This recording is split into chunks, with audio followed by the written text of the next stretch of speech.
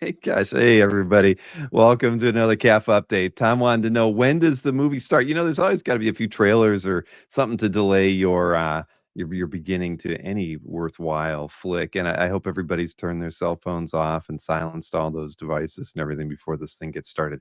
And yeah, so hey, welcome to the show. Hey, Jiggy's in the chat. Jiggy, he participated in a fun conversation on Monday. For those of you who did not tune in live to Tatiana's All Access Art show on Monday. It's all about good repping and the benefits of having a rep a artist and all those a lot of good things there. Gamal joined us. He's counsel for CAF, and they had a lot of good advice. If you didn't see that show on Monday, tune in just to see Jiggy's beard. He looks like he's at least 10 years older than he was at the beginning of the summer. Or heck, even from the time I saw him in San Diego, he looks like he could be like Abraham Lincoln right now if he put on a big tall hat. At any rate, that was on Monday. But thank you, Jiggy, for doing that. It was a lot of fun. He had a lot of good points to make during that as well. And what else we do this week? We had Roland Benton on Tuesday. That was fun. Who would have thought that he's been buying artwork from Marcus Rohrwild as much as a lot of other people? So that was kind of fun. And of course, we had Mr. DeTulio on yesterday. That was a good, fun art show. He did pretty well. Sold like 20 pieces out of the 60 that he brought. So it looks good. He looks 16 now. Jiggy, that baby face of yours is, it's probably going to help you later in life. But yeah, 16. Now he looks at least he's past puberty, Mr. Red Jack. I mean, again, it's not a full beard, but it's filling out a little bit.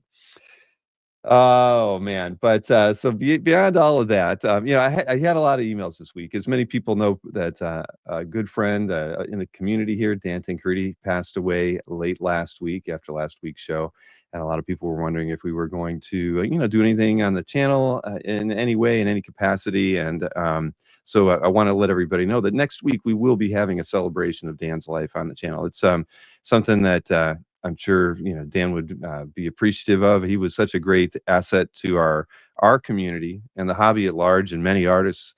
And he's just was a great cog in the comic art wheel. And I can't wait to be able to give everybody that opportunity. So we'll be doing something a little different next week, and we'll talk about that later. But definitely we'll be cutting the show a little short. I think the light bulb just burned out in Wolverine back there. I don't know what that means. I hope that's a good sign. But so beyond that, yeah, I'll let everybody know when we get to later in the show about what we'll be doing next week with Dan. But everybody will be welcome to participate one way or another, and we'll give you more details on that. Beyond all of that, we haven't had Mr. Layton on the show for a little while, but so that means he's had a lot of drinking draws and a lot of other things going on in the month or so since we've seen him. So we thought we would catch up tonight, and tonight's a good night for that because we have what is it? It's Kirby's Mr. Jack Kirby, the King of Comics, birthday today as well. So there's a little bit of a celebration at the tail end of this video clip of where in the world is Mr. Tom Layton. So let's check this out.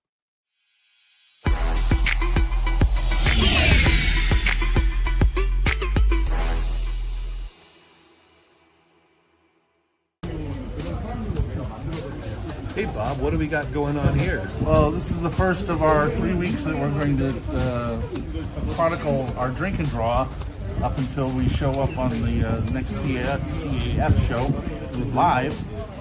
Today it's August 7th, and we are exploring the theme of characters with mental powers. Now, apparently there's a problem with translation from English to Korean with that, so we're getting a lot of drawings of the Joker and other insane characters. Apparently, mental powers and mentally ill are kind of interchangeable here, which is interesting. But we're not penalizing for that or whatever. So anyway, we got There's still some really good drawings. Oh yes, yeah. Great drawings here. Unique's here. CEP was here as well, and we're gonna just explore this characters with mental powers. We don't care, okay?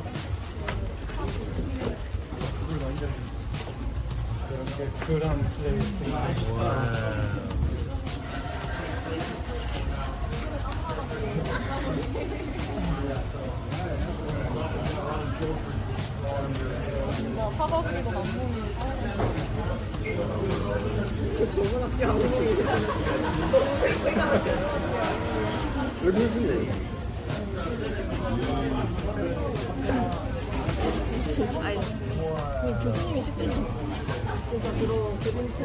We're still at Drink and Draw on August 7th, but I'm here with my friend Minkyu. Hello. You guys know him from City Boy Club. What else you've done? I've done some DC comics, including Batgirl, Nightwing back then, and recently Ms. Marvel for Marvel, and Dr. Afra, some Star Wars comics, and most recently I've worked on Doom's Division and some Kid Juggernaut web comics for them. That's great. Well, he's, like you said, he's a semi-regular here at Drink and Draw, and we're lucky to have him tonight. Yeah, thank you for having So, me. yeah, well, tonight's theme was what? Characters With with mental powers. psychic power. What did you do? Let's give him a show. I drew. Because this is going to be available on the side here. Yeah, I drew Emma Frost. Emma Frost is a very well-endowed Emma Frost. I told him to write on his Sydney Sweeney, as Emma Frost. I said, we'll sell in a heartbeat. Hope someone will buy it with a good price. Oh, yeah. Again, remember that everything that we're going to display here in the next few weeks is available, and all the money goes to local charities in Korea, okay? So it's always an honor to work beside you or whatever. And what amazing talents here that you'll meet in the next few weeks. Okay, you're rolling. We're rolling. Okay, I'm here with my friend Dave Fuller, who just got back from the States. He was home visiting there. And not only did he bring me a bunch of swag back, but he also brought back, we're celebrating my 50th anniversary in comics. This was it, the very first comic book I ever did professionally. It was April 1975, Beyond the Grave, with a cover by my friend Bob Hall, who went on to bigger and better things too. And so, in honor of this, because I don't know where you found this, I'm going to sign it for him, all right? So here you go, brother. My very first comic. All right, there you go. Don't go out and get this.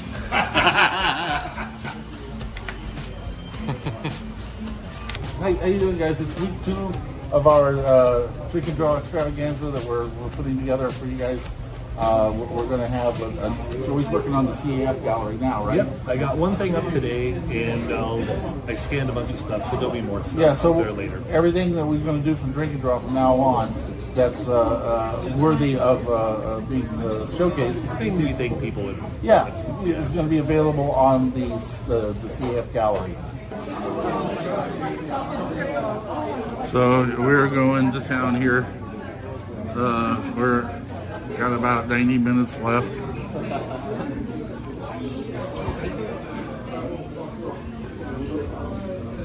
And this is Robin. She came to visit from Keist University. She wanted to me that beautiful little card when I was guest lecturing there.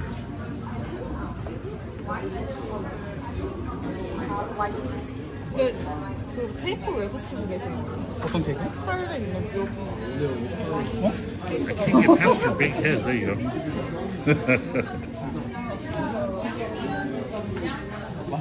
This is my 2 pride and joys.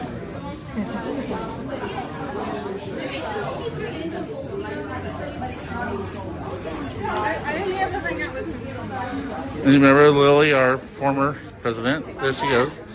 She's back. Hi. Hey guys. We're good. We're good. And my special guests are tonight. This is my neighbor, Nick.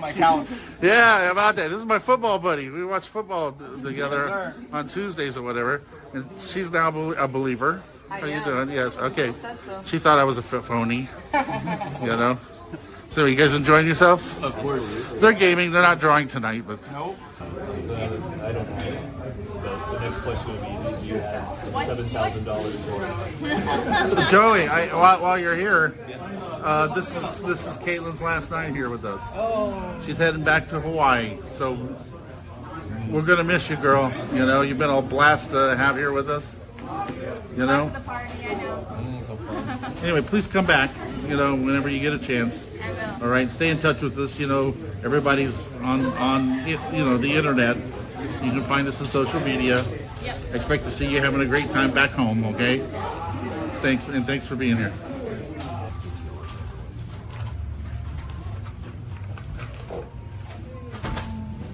Oh no, I like this.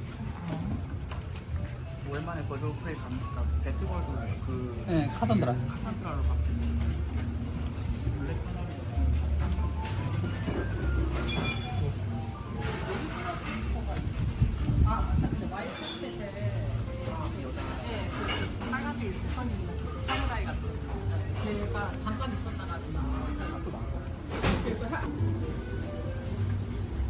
All right, they're rolling.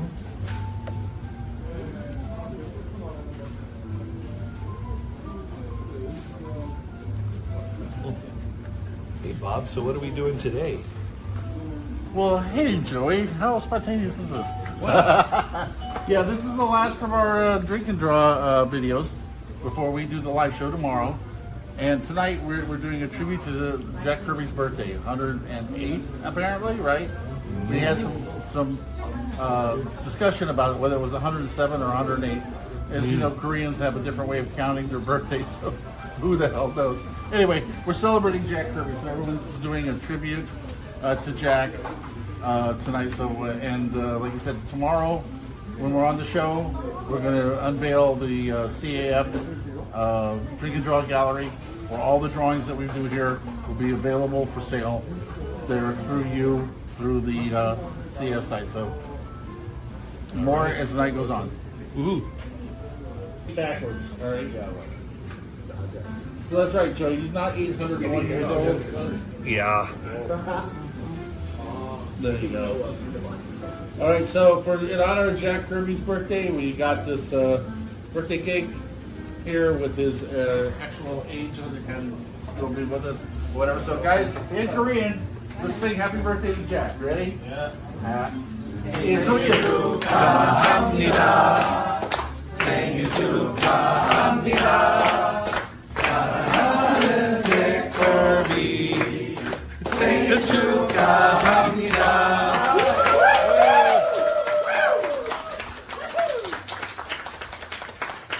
When's he gonna blow out the candles? Well, I don't know. I think Cleo should do it.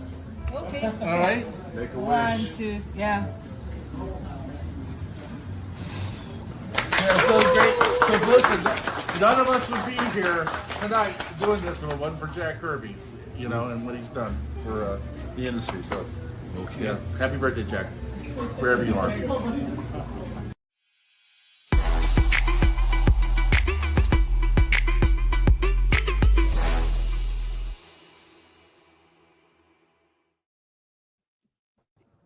Hey, It wasn't my, no. I know what Marcus said. They didn't think it was my birthday. Nobody there thinks I'm 108. Okay, Marcus. All right. Goddamn, I'm old, but not that old. All right. mm-hmm. Hey, it's Tommy Toenail here. Welcome back. Look, I'm rolling. People are still talking about the freaking toenails on here before we got on today. So, you know, it's like I'm rolling with it. Yeah. He gave me the Tom name, and then the toenail came along, and it just seems to work. So it's I think they want more toenail content. yeah. So that's my Yeah. stage. We don't have name. enough toenail content on the channel. I can tell you that. Are you still limping? What? Are you still No, limping? no. The toenail was fine. As soon as it came off, I was normal. It's just while it was still hanging on there, it hurt a little bit. But Okay. Sorry. no. Why are we? You're the Why are one. we talking about toenails? All this I don't know. I beautiful want to art. change your name. I don't know if I can. I control that. Can I change Tom Toenail to Yeah, let's talk about Minkyu's breast size on the on the White Queen, right? You know, it's like, yeah, that's true, Cass. That's So true. true. And it's not too late before the show's over. If it starts, No. you No. know, If there's a boil on it, I don't want to see it. That's it. No, nothing. We're done. no, as you can see, the drink and draw thing has gotten bigger and better as we've gone along now. I mean, you really don't get an idea even from the video of the crowds. Because a few of those nights, it's It packed. fills the shop up. Yeah, I recommend it to other comic shops all the time if they have any like artists that live in the area or something like that, is to try to get something like that going. Well, we yeah, did. You've grown it over the last couple of years. Because Danny Kim was there for 2 nights, but we shot it on a different camera, and we couldn't get the footage in time. But Danny Kim, who does West Coast Avengers, was there 2 of those nights. It's just that we shot it on a different camera. Couldn't get the stuff back to us in time. But so we have at times, you know, various Marvel DC artists there that work out of Korea as well. So it's been great in that regard. Well, I'm gonna throw the link in the chat one more time. I threw it in there while the video was playing. I saw that. As you mentioned, Joey has been populating his now premium CAF gallery with art from the last few drink and draws, and all the proceeds from the art sales in that gallery are going to charities around Seoul, right? 100%. Yeah. You know, it's like, so we're going to go and take a look at it in a little bit. Right. Not just stuff for me, but Min Kyu and Danny Kim. And then of course my proteges, you know, OG and, Julian Kim as well, you know. So we're putting up, check this out. Danny Kim. I think that night Danny drew like 4 things. Yeah, he's incredibly fast. He's this Korean artist, can really pound it out, man. Yeah, but and he's gonna be at New York Comic Con this year. Oh, he's gonna be at Super Manila as well. Yeah. So Jiggy, thanks for having him there, Jiggy. You know, I like how he drew the thing. The rocky form makes up the word Hulk. It's a nice juxtaposition. No, these, like I said, all these are available on the new Drink and Draw site. This was what I did a couple weeks ago from the characters who are mental. Mm-hmm. Like I said, the Koreans, it didn't translate to the people who just speak Korean, so they thought it meant crazy. Not mental powers. Well, because I themed it totally mental drink and draw, and I think they just read that, didn't look at the characters. It's all Joey's fault. Caption. So we got a lot of jokers. I think once one guy drew a Joker, everyone else is like, "Oh, we can draw Joker," because he's pretty popular here. Mm-hmm. So. That's me, of course. Yes. Yeah, that's a. I saw you even have you got a Mannix in there. Now here you go. Yeah, here you go. Jiggy, I don't know if you saw this, but when Mannix was our guest there, when he came to visit, he did this incredible watercolor there. You know, again, it was for charity, so it's like, we were just thrilled to have him and his family there, and it was his daughter's birthday, so we had a birthday cake for her and all that sort of thing. Well, I was checking Jiggy's site to figure out how to price it. I was like, wow, everything's sold out on here. So I think it's kind of hard to get one, huh? So Jiggy, what would you ask Mannix for this? What would Jiggy charge for that? That's a good question. It's on like 8x10 or something, right? What would Jiggy do? Besides grow a beard. I think he priced it around what Mannix charges for convention pieces, if I'm not mistaken. It was in the right range. Joe, you did all right. Did all right. Cool. Yeah. There definitely is not a lot of Mannix artwork available for sale. That's I know he's real popular on the CAF sites. Yeah, for sure. Yeah. Well, when I was looking at his stuff on CAF, half the comments were like, "Oh, I'm so jealous you got a commission from him." All the sizes are 9x12, right? This one is A4 because Mannix brought his own. They're either A4 or 9x12. Yeah, I put A4 on the ones that are A4. Okay. Mm-hmm. But most of them are 9x12. Yeah. All of mine are for sure. But okay, yeah, price right. Okay, good. Well, like I said, we were lucky to have him, and again, everything goes to charity, so it's a good cause too, because we work with local charities here.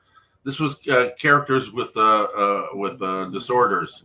You know, I did my famous Iron Man with the eating problem from What If 30, I think it was 34, you know, where Tony Stark had an eating problem instead of a drinking problem. That's why I dedicated it to Mark Grunwald, because, you know, it was his idea, you know, which is probably not terribly woke now, but, you know, who cares? It was funny, you know. Well, that's commented about the Crowbar's got a lot of work to do.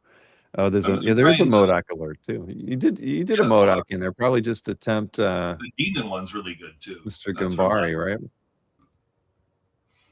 And look at you got some great stuff here. Oh no, I mean, like I said, these and yeah, this is OG Genko Lee, Kanto. Yeah, we call him OG, because he changes his name, like he's changed his name twice since I've known him. But he's one of the proteges I'm working with, him and Ju Yoon Kim, right? That I'm currently working with. Yeah, there it is. I said, yeah, Sydney Sweeney as White Queen. You know like, what he was looking at on his phone when he was drawing that. When he's sitting next to me, and I'm like, "Look, really, buddy? We're going there." The Rorschach one. The funny story of that is this Japanese girl came to the shop, bought some comics, ordered a burger and some shakes, and then it was Thursday, and I convinced her to stay for drink and draw. And then she posted this on her Twitter, and tagged me, and I was like, "Oh, she's got a lot of followers." And it's Toki Tokoro, who did later did the covers for Marvel Rivals, and she did the Jeff the Land Shark series recently. I was like, I asked the other guys, "Did you know she was pro?" Yeah, you didn't know that. So I don't see a lot of her like commission art around. So and she's still kind of new to the scene, so it's a good chance to pick up on something. I didn't see any others on CAF. Okay, there are some are asking about shipping. Do you want to explain some of that to them? So when we did it on eBay, I think I charged about $50 shipping because I was shipping from Korea.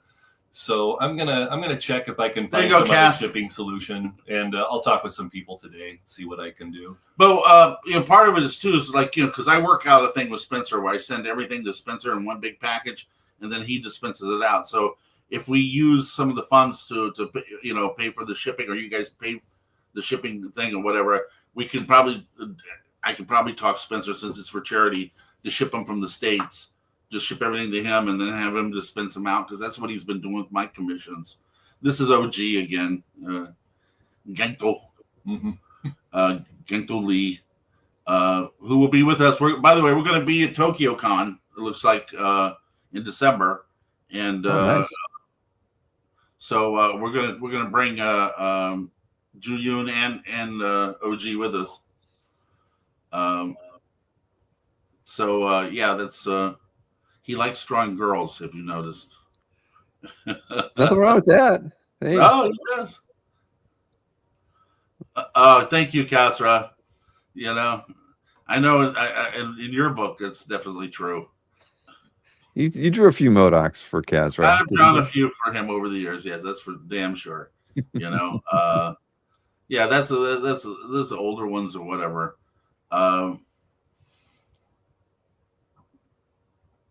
Yeah, a lot.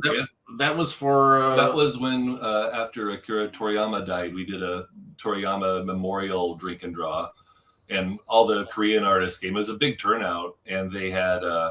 And it was like everyone had been growing up drawing Dragon Ball characters. So I tried to do a realistic version.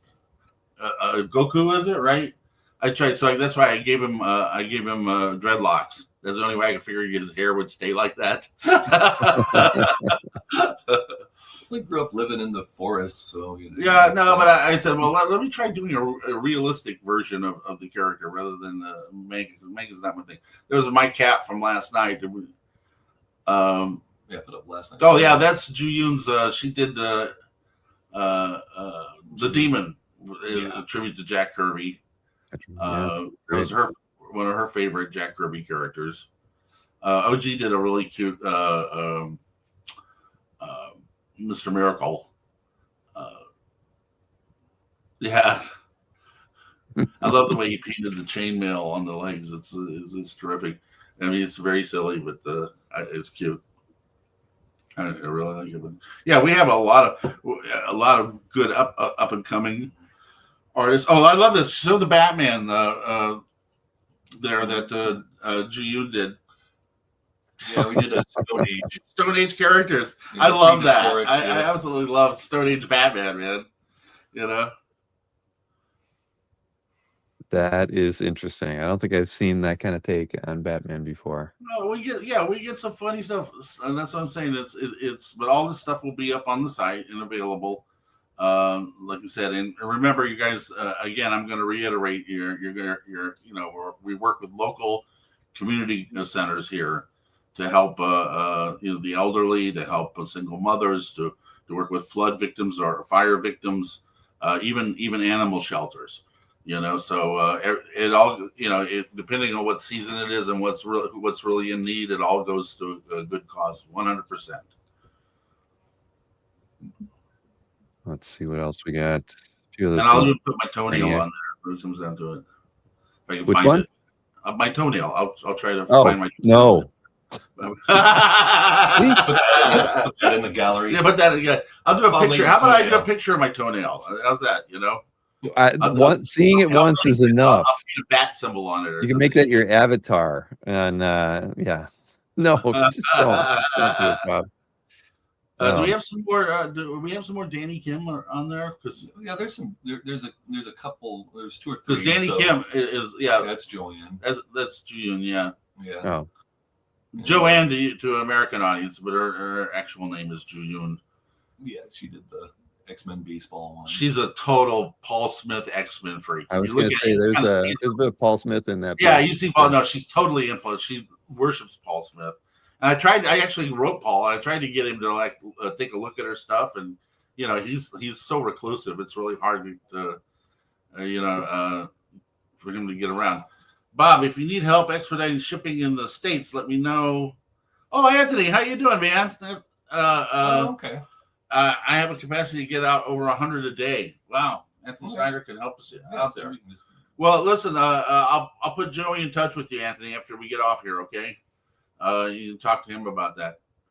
I think both Ju Yoon and OG are going to be like first-rate Marvel artists. I mean, they're both working on new samples now. She's doing the X-Men samples that we're going to take to Tokyo for the show to Marvel, and he's working on Spider-Man. And Minkyu is helping me mentor these guys and kind of get them in shape and time. So, it's your chance to get on board with these guys and get some art before they wind up turning into comic book full-time illustrators and egomaniacs. All right, there Tom. you go. Tom has wants to pick up that stone. You got it, man. That's great. Thanks, Tom. That's absolutely fabulous. Like you said, again, this is really all about helping people in need, and it's great because Thursday nights were your slowest night, 2 years ago, right? And now it's like his busiest. It's just kind of grown into where is that Lobo in there again? That's right. That's mine from last night. Yeah, the cap. Yeah, I had but I mean the big headshot that was in the. I don't know where that is. Oh, the one that it was in the video. If I find the Lobo, I'll put it up. Yeah, because a couple people are commenting yeah. on the headshot logo. Yeah, I can't remember who did that, but Danny's stuff. There was the Hulk one, and I put up a Fantastic Four one too. Yeah, the G Gray. That's Minkyu from last night. That's the other Danny one that I put up. Yeah, it's amazing how fast he can do these things too. Yeah. Who's messaging me? I was the last time he was Quite in. expensive. He wanted to talk to me about his New York Comic Con table, so we talked for a while, and then he only had like 20 minutes left to do his sketch for Drink and Draw. So he busted out a Savage Land Rogue, and then after he was done, it was like he oh no, maybe I'll put it up later because I was like it was a little bit provocative intentionally. Yes. So, I mean, generally speaking, we try to keep the thing PG. You know what I mean? It's like, but also, when you mix drinking and drawing, anything can happen. You guys, well, the problem you're doing it long enough, you know that. I came from the LA or the original LA chapter, right? And then back then, all they did was drink. There was very little drawing, because those guys, Jeff Johnson and Dave Johnson and Dan Panosian, I mean, the that whole group that started that chapter there, right? When they got together on Thursday nights there at Casey's Pub, everybody was drawing on coasters, right? They had these special logo, chapter logo things, and everybody was just pretty much just drawing on the back of coasters and getting shit faced. that was the priority there, where the Koreans really come to draw, more than drink. More than drink. But you do serve alcohol there, right? Oh yeah. He's got a full bar. Yeah. He even makes specialty drinks on nights. We didn't do a Kirby. I didn't do one. Yeah, I could have. A Kirby drink. You should have done a something with boba that had Kirby crackles. Some kind of crackle, exactly. Fantastic Four drink and draw. I did 4 special drinks for each character. So I had a blue coconut shake for Mr. Fantastic, and a Fireball whiskey lemonade for the Human Torch. And then for the Thing, I made an orange cream shake. And was it Invisible Girl? A glass of water. I didn't have enough creativity to come up with one. That's the way $5 for the glass of water, though. That's nobody actually. There were no takers. Were there? Yeah. So Impio tried to order one. He actually wanted to order. I didn't let him. I was like, no, I'm not selling you a glass of water for $5. Oh man. Well, you did send me some other stuff that you'd been working on. Yeah, I just figured since we're on the show, I'd show you what commissions I've been doing the last week or so. Spencer had me do this because it was, this has got an interesting story, because if you look at the way I signed it Bob Layton after JR after Bob Layton, right? Because when every 2 weeks a year, his dad would go on vacation. Johnny and Virginia would go on vacation, and I would take over as art director. I would sit in, I did that for years. Right, sit in for Johnny, and while I was art director, I had to design a cover for Amazing Spider-Man. Right, so I did the cover sketches, and Johnny did the pencils on it. Right, so Spencer goes, "I didn't know that you actually did the cover sketch for that." He goes, "Why don't you just do me a recreation, since it was originally your layout?" So I did that for him. I don't know who that was for. I didn't ask. I never asked. It's just better not knowing sometimes. So, right.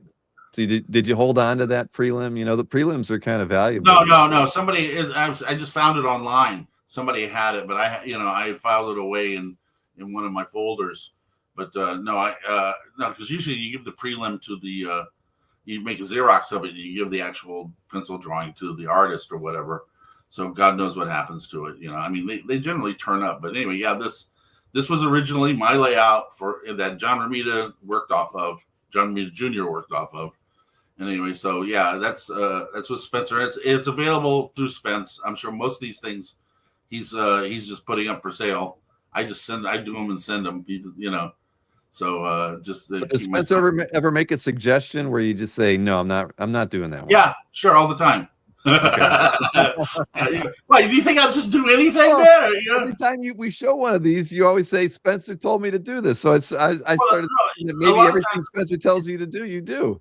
It's because he has somebody who's interested in it. Generally, they made an inquiry or whatever like that. So, and it's important for me, because commissions are actually down. I'm not getting the commissions I used to. I guess it's just because of the economy there. And then, you guys collect original art that's been published. So that's much more desirable than me just sitting down doing something like this. This was Andy Smith. I'm not supposed to say anything, but it was for somebody's birthday. He asked me if I would ink a Silver Centurion drawing for him for his friend's birthday. So I hope his friend's not watching. So yeah, I hadn't worked on Andy before, so I went ahead and did that. He's a CAF guy, right? I believe so. Yeah. Yeah. So yeah. That was another request from Spencer, and I don't. He obviously has somebody who was interested in, but I love working on John Buscema and just doing the little tweaks, especially where I can polish up Iron Man, because it was back in that era before they made him look like metal or anything, But John's draftsmanship was so good; it's so easy to do these things, and sometimes I obviously alter the color somewhat, but. It's a lot of fun. What a great layout. This cover is just memorable. So, yeah, it was fun to do. Did you ever get to work with John on anything? Oh yeah, lots of times. I did a couple Conan covers with him too. Oh, I seem to remember. Yeah, this was a blank cover I just did to keep busy. It's like it's available to. Yeah, I did. I had a couple of blanks laying around, and I just decided to do something for fun. I was going to try my hand at doing that kind of manga speedline thing. Mhm. I mean, I'm getting Korean influences a little bit here and there, right? So yeah, it's that blank cover. It's Tommy Toenail thumbnail. I don't do thumbnail sketches. I do toenail sketches. Oh my gosh, it's I just love never that. gonna end. That's so funny. You got me. Uh, Oh, brother. I deleted that folder Chris so I looks don't have at to see he that that asked the that image update. again. Chris, you're talking about Spencer's website? Yeah, Spencer's website is like kerosene powered. I mean, it's so old. You have to have Netscape Navigator to open Uh-huh. it. Yeah, I did watch. Oh, listen, Marcus, I kept my promise to Simone. I watched K-pop Demon Hunters. I actually liked it. I'm sorry to say, because I feel a little embarrassed about it, but I think it really portrays teen life in Korea pretty accurately. And I knew some of the songs already because we hear them when we're outside. We're outside having They a play beer them after all over the place. or something. It's like we sit outside when the weather's nice, and the chicken restaurant, plays music, and so I've heard some of the songs from K-pop Demon Hunter while I was out there. Wow. No, Anthony. What I do on that, in terms of the cover recreations, is I find a high res version and I print the lettering onto the actual boards. I print it on, and then I do it from there. So it's actually printed onto the board itself. So there's no paste up. This was a commission I did for one of the guys in Singapore. After I came back, he wanted a brand new Secret Wars, and he picked the characters, not me. But he specifically said he wanted old John Romita Senior eye slits on Spider-Man. Mhm. Okay, don't ask why. I don't know. But so I did this variant Secret Wars cover for him. No, that came out great. Yeah, except that I realized that I went back and had to research Shang-Chi, and I found out they used to color him bright orange. It's like so freaking racist, man.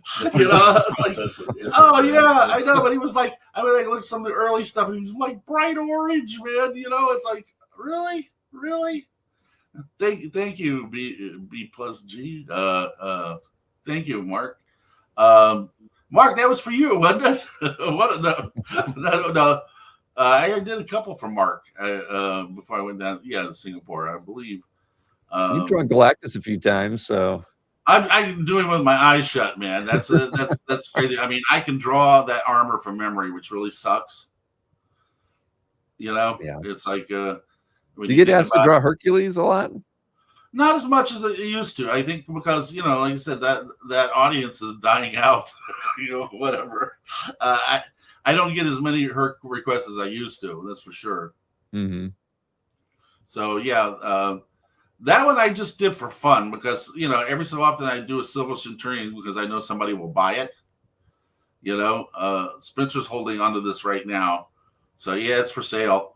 But I just. Yeah, it's like I just want to keep myself. He didn't even ask for that. I just wanted to keep myself busy, so I cranked this puppy out. It was fun. It took a while, obviously. Yeah. John did layouts on the Conan covers. John did kind of what I would call shakedowns. They weren't full pencils. It was fairly complete. I can't remember the numbers. I think one was 109, and I can't remember the other one. But yeah, they were more like shakedowns. Shakedowns, what we call like half breakdown, half pencil. Mm-hmm. John never really penciled anything completely. He got past that stage after the whole Silver Surfer fiasco. He just never really applied himself to doing shit like that again. So. Yeah. Thanks, Mark. Yeah. That's basically I'm really trying and playing with color more. Obviously, trying to get muting colors. I'm like layering Copic colors over each other to get kind of a muted effect. I'm still teaching myself as we go, So yeah, so you like can teach an old dog new yeah, tricks. Spencer Is has what you're this. saying, He's right? interested in that too. You're always learning. Well, Right. this is no dog anyway. This is part of what's keeping myself young, man. It's like I said, because I got a birthday coming up. Oh yeah, we got to mention the third annual Bob Blayton Iron Man birthday cake contest is coming up on the 25th, which happens to be a drink and draw night.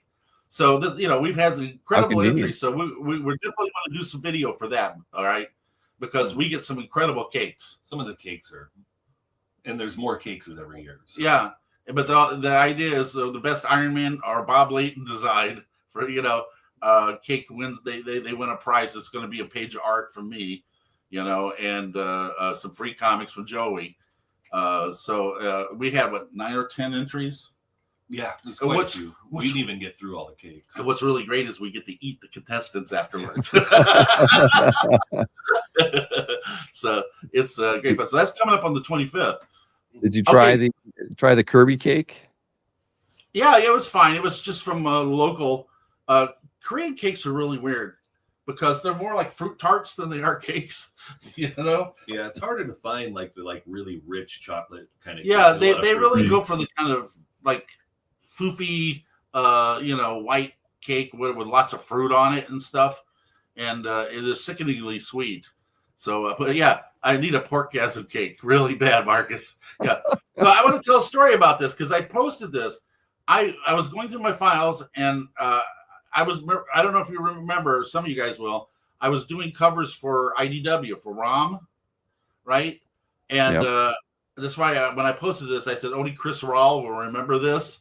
I said I found this layout, and which I liked, and he didn't pick it. He picked something totally like sedate instead. And I said, "Oh shit, I'm just going to do it."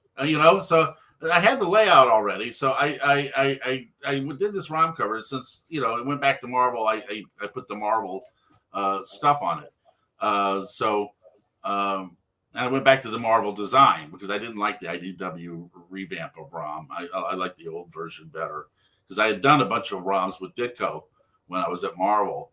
So I've always loved doing them.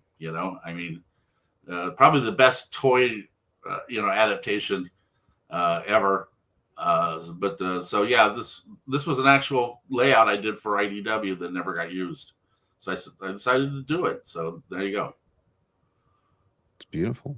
But yeah, as Anthony was saying, see the logo and all that stuff, I find a really good high res thing and I print it right on the board, right on the blue lines, right on the board. And then I can just add the art to it and there's no paste ups. Because I always hate the paste ups because when you're coloring, it's on a different paper. And so the saturation's different. So the top third of the cover always is a different color than the rest of it, Even if it's black, the black isn't the same, right? So with modern printing, you can print the logos and trade dress and stuff right onto the boards.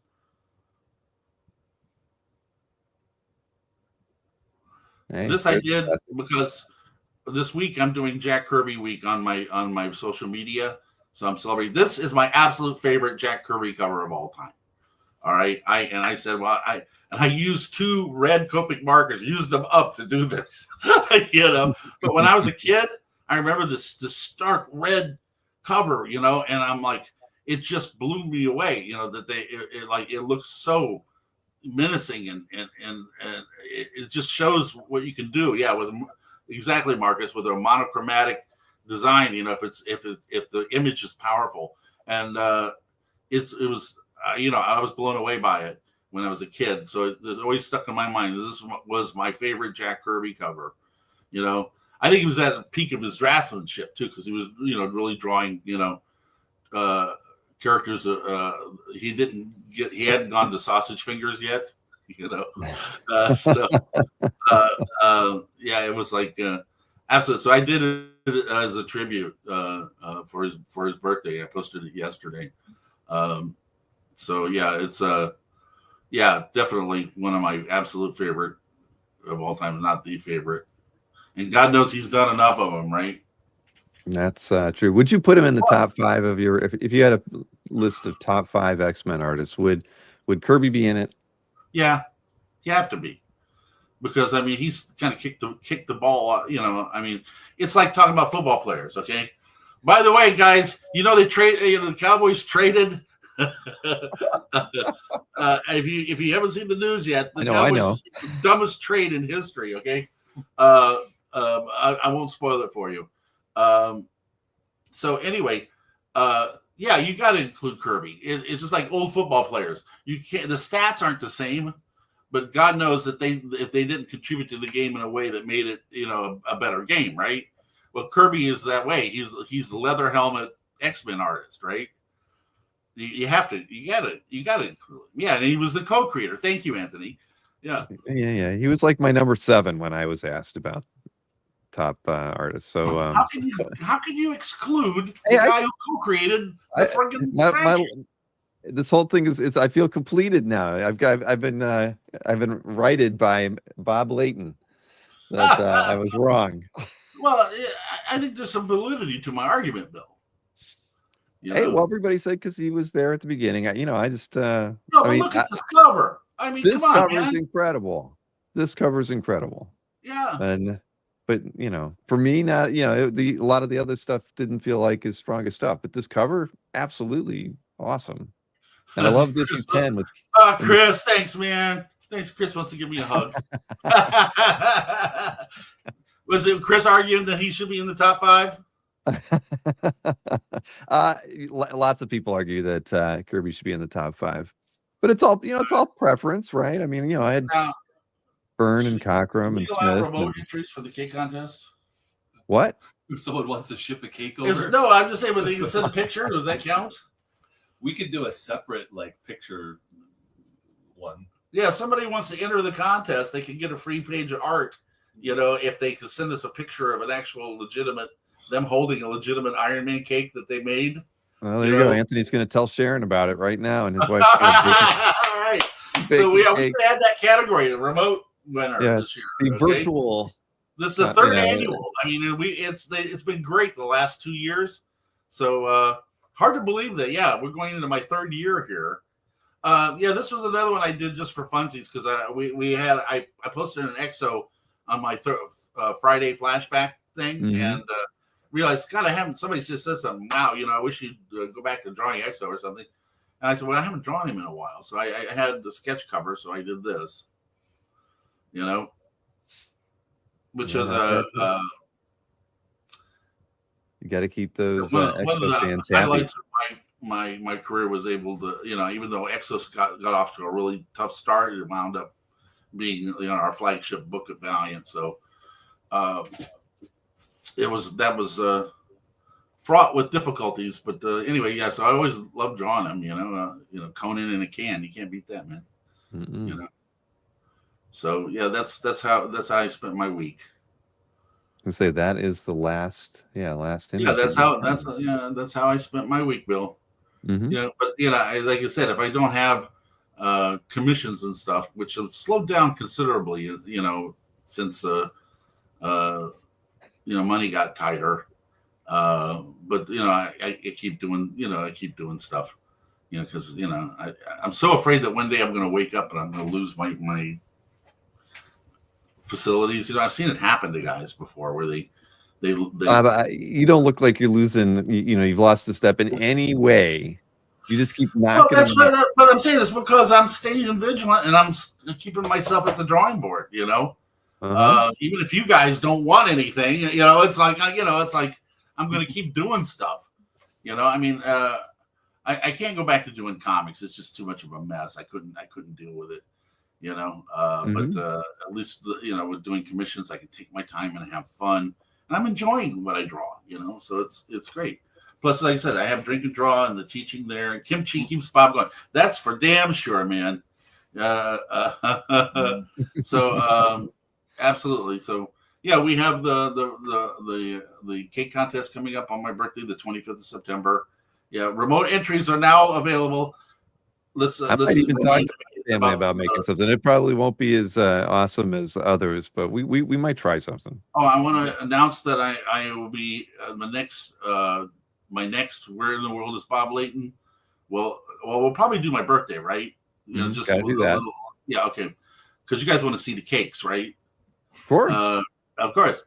So, but after that, I'm first week of October. I will be in Malaysia. I'll be in what's the cap there? Kuala Lumpur. Kuala Lumpur. I'll be there doing another signing like I did in Singapore. So you know, and Simone's going with me again, and so we're going to be doing another remote. Where in the World is Bob Layton from Malaysia on the first week of October? So that'll show up here probably the second week of October, Bill. Okay. Yeah, because it'll be on a Friday when I do the signing, so it'll be the following week. Well, maybe so you might be on for a couple consecutive weeks, right? So you'll be on for your birthday. Well, this is the 25th. Yeah, that'll be the night before. Yeah, no, that'll be the night before we do the show here. Got it. So that's not a problem. 'Cause remember, my birthday comes. I'm 13 hours ahead of you, so my birthday will be over when you guys are just up and going. So you know, we can stretch it out. No, don't ask how old I am. All right, it's like, but yeah. So we'll do that, and then we're going to have a special Where in the World is Bob Layton from Malaysia in the second week of October. You know, as long as you can schedule that. It should be a lot of fun. We can make that happen. They're kicking out the jams for us too. It looks like they're going to make a big deal out of it. Are you going to fly first class? Is Simone going to have a few drinks? Oh yeah, man. We're staying at the Intercontinental Hotel, and they're paying for it. And we're going to have media coverage down there. You know, they're going crazy. So it's going to be a lot of fun. With some great footage. Wow, that's awesome. Hey, I'm gonna show you one piece of Jack Kirby art, and just you know, it's probably one of the more commented, more viewed pieces on Comic Art Fans. So, what do you think of that one? Oh, one of the absolute classic covers of all time. Are you kidding? Isn't that incredible? I got a little chubby just looking at it. You know, I think we all just did. Do you have Machine Man 9 on there? The cover? I don't know if that's on CAF or not. It might be. I think it is. It wouldn't surprise me. Because that was my only work with Jack Kirby when he was alive. Let's see. I got some in. There it is in the middle. Oh, there's a recreation, but yeah, well, it is, but yeah, it was by me, right? Yeah. Posted by you. Yeah, since we don't have that one, this is my actual only work I did with Jack when he was still alive, and he really liked it, you know. But this was 1979, me inking Jack Kirby on Machine Man.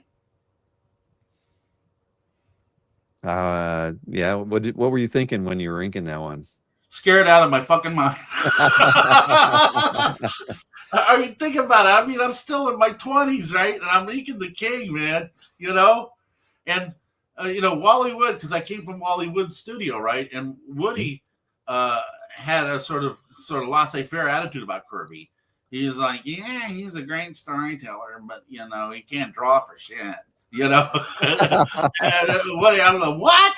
And he goes, yeah. He goes, I used to just erase all the heavy pencil and just put in real anatomy. That's why a lot of people loved Wally Wood's inking on Kirby, because he would try to put real anatomy in there.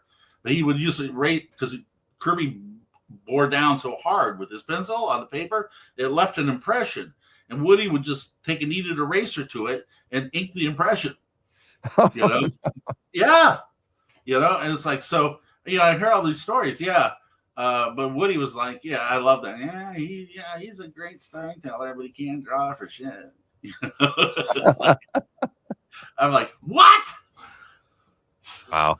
But you did it, and it came out okay. Jack Kirby didn't send you Jack liked it. Yeah, he actually nasty telegrams after the fact. He loved that I used a little zipatone and stuff on it to knock out the windows and things like stuff that he didn't normally mess with. Yeah, well, yeah, that's true. So Anthony knows. Yeah, Anthony he knows used a thing about erasing stuff off too. The impressions, you know, it's so bizarre, man. Yep. But as a kid, you hear this shit, you know, and you lose your mind. You did what? Well, and that was the only time, though, huh? That's the only time you got to work over Kirby. Yeah, unfortunately, because I think he went to DC after that.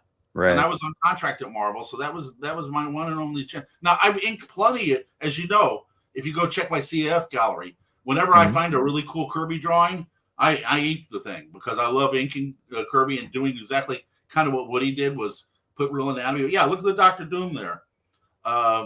Anytime I find a really good Jack Kirby, I will do a kind of an updated version of it. I can't see what year this is, Bill. Can you? Let's see. What year was that? You did this in 2022. Yeah, so during COVID, yeah. Yeah. But I love Inky Jack, so and like updating it when I can. So yeah, I mean, I've done a ton of stuff like that on my own, but the only professional Kirby inking was that Machine Man cover. Because I lost him to DC. I lost him to the fourth world. Oh, that is unfortunate. Yeah. Well, Well, some people were happy with it. yeah. Yeah. But you could have Yeah, had a little really. bit You have more. Wally Wood's drawing desk. Well, he had a lot of them in there. Does it reek of cigarette smoke? Because he used to chain smoke while we were like working. Yeah. Wow. Yeah. Well, that was here, I'll show you what else did I pick? I picked a couple of look at that. I had to pick this Kirby, right? I mean, Oh, absolutely. get a little MODOK action blasting cap. But yeah, Yeah, I and love that's for a Kirby. reprint book too. But It was. it's got so much life to it, doesn't it? Mm-hmm. He did a few Yeah. covers on the reprint books too. I forget, like on that Marvel No, Triple Action. I think he did one over on that. He's a And pro, but like I said, not the easiest to ink at times. Especially the stuff got looser as he got older. But yeah, I mean, it's just look at that. classic. Yeah, not a cover, but yeah, there you go. It's like just beautiful. Yeah. So yeah, he's still top 5 X-Men artist. Sorry, Bill. Oh, hey, all right. I stand corrected after all these years. Well, Okay? I I'm admit curious. defeat. Who's the top 5 in your opinion? Just out of Well, curiosity. when I did the top 5, it was Byrne, Cockrum, Smith, Neil Adams, and I think I begrudgingly threw Jim Lee in there. So I didn't you- read during the 90s, but everybody loves his stuff so much that I put Jim Lee in there. And then you'll love and hate this. I actually had Werner Roth at 6 and I Jack know Kirby, you guys here and Jack love Kirby Werner at Roth. 7. Yes, Werner Roth at 6, Jack Kirby at 7. I So heard that was because I hear you guys debating all the time when I'm just watching the show the about Werner Werner Roth Roth. stuff. Yeah, I get a it's lot like, of crap for that. My argument was that if it wasn't for Werner Roth, we might not still have the X-Men. He had to draw it, from the time Kirby left all the way up he's to done for a Frank long time. O'Neill Yeah. Adams. And without Not the him most doing it, exciting guy. He's like Bob Brown. A lot of those Right. guys who are like really decent draftsmen, but not necessarily the most exciting, guys in the world. So All right. what you do? Listen, here, I got a question for you. I see it. I'm reminded in the chat. Poor Jason D'Ambrosio got you to admit that you had some responsibility in those X Factor costumes. They aren't Yes, like the most Jackson they aren't and the I most designed- memorable costumes. But how did that whole design schema come about for those costumes in X Factor? Well, there's a what if. I mean, not a what if. A Marvel Age where they previewed X Factor. You'll see the preliminary drawings in that Marvel Age. Forget what issue it is, but Butch and I did a whole bunch of preliminary drawings on the characters, and this is one that he and I, because we really worked in tandem on that. We were really close in terms of a partnership, co-plotting and designing everything. So I had no original art left whatsoever from any comic, Marcus. That has all been gone for 15 years. Anyway, so except for the Terminator covers, I have the next 5 Terminator covers.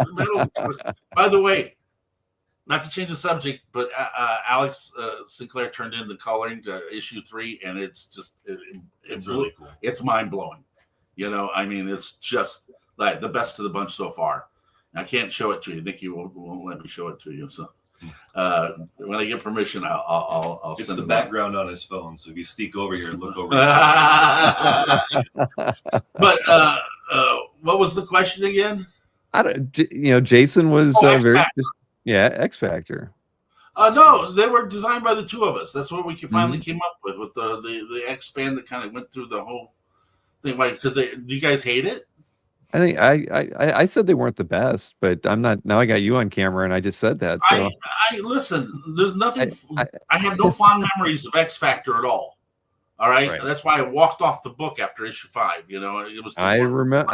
year of I my know. life. I think So- that first interview you and I did. You told me about that. Yeah, nothing. Yeah, and then later the drug abuse thing would fall with it. You know, it's Mhm. like no, but I mean, and again, not to speak poorly of the dead, but Jim just basically fisted the entire project, and then the X-Men, the editorial office just made my life hell. So You couldn't wait to get out of there. yeah, I have one standing rule. It's like when it stops being fun, stop doing it, because the pay was never the huge. So you did comics because you really loved what you're doing. I mean, Iron Man, you had to pull me off of that kicking and screaming. Same with Hercules or whatever. But it was just a nightmare from Boo, and it just never got any better. And I just said anything's better than this, and so I walked away. Well, The only time I've ever done that. The only time in my whole career I ever walked off a project. Well, it makes me feel better. The fact that you're still here doing these shows with me after 2.5 years means that you're definitely having a good time. Because if not, you would have walked off. And I'm not walking off the show anytime soon. You have to get me out of here kicking and screaming. My light bulb will not go out for a while. All right. Yeah. Yeah, that's yeah. I Anyways, thought that was pointing. You're talking about your friend and the light bulb. I know. I got a little nervous there, but it's back I on. think it's kind of cool, actually. That was a little weird, wasn't it? Yeah. So let us reiterate what Yeah. Joey said, because he has to go open the shop here soon. Mhm. You know, let's go back to the site, man. All this great artwork by me and by my apprentices and guys like Min Q and Danny Kim and Mannix is all up there and available right now. All right. I just put it in the chat. And you have contact information on there for Joey. My email's Mhm. on there. So guys, like I said, it's for a really worthy cause. I know you guys got the money because I watch every week how much money you guys spend on shit. Okay, every week I'm on here, so watching you guys just throwing tens of thousands of dollars around like it was nothing. All right. Oh So yeah. think about what you can do to help. Because this is my cause right now. This is what I do. I raise money for charity. And there is a Mannix in there too for those of you. When I go do these signings, all the money that I do the signings when we go to cons goes to the charity as well. I don't take anything for myself. I'll also say that this is my first time selling stuff on the CAF site, so there might be a little learning curve for me if I. Hey, you just respond. Just respond timely to any inquiry, Joey. Yeah, but I'll do my best because we're also on a different time zone. Sometimes people contact me from overseas when they're interested in something I have in my store, and then they'll hound me like 4 a.m. and be like, and then later I get into work and it's like I tried to talk to you several times about this, and look, like I forgot sleep. I got my new veneers this week. Oh wait, let's see. Let's go in close here. Yeah. Wow, look at those choppers. Holy smokes. Well, what happened was because of just old age, I had developed a crack in a couple of these little teeth here because I've had perfect teeth my whole life, And the reason I'm bringing this up is if you guys ever need dental work done, come to Korea. They're incredibly efficient and super cheap, and it was painless, So I had like 3 of them done plus some. They did some gum work on me and stuff like that. It was $1,700. Not bad.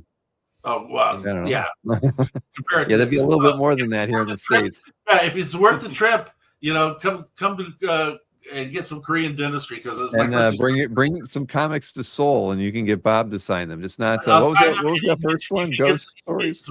You get some dental work done. No, because I've had perfect teeth my whole life, but what happened is they wear out. I'm 72 years old, and they just start wearing out. So it was recommended to me to get stuff. So I think it looks pretty natural, don't you? If you would have said anything, I wouldn't have known. No, I know. Yeah, now if I can just get my toenail replaced, right? Exactly. And Anthony Oh just boy! All right, so 4 about weeks from now, birthday.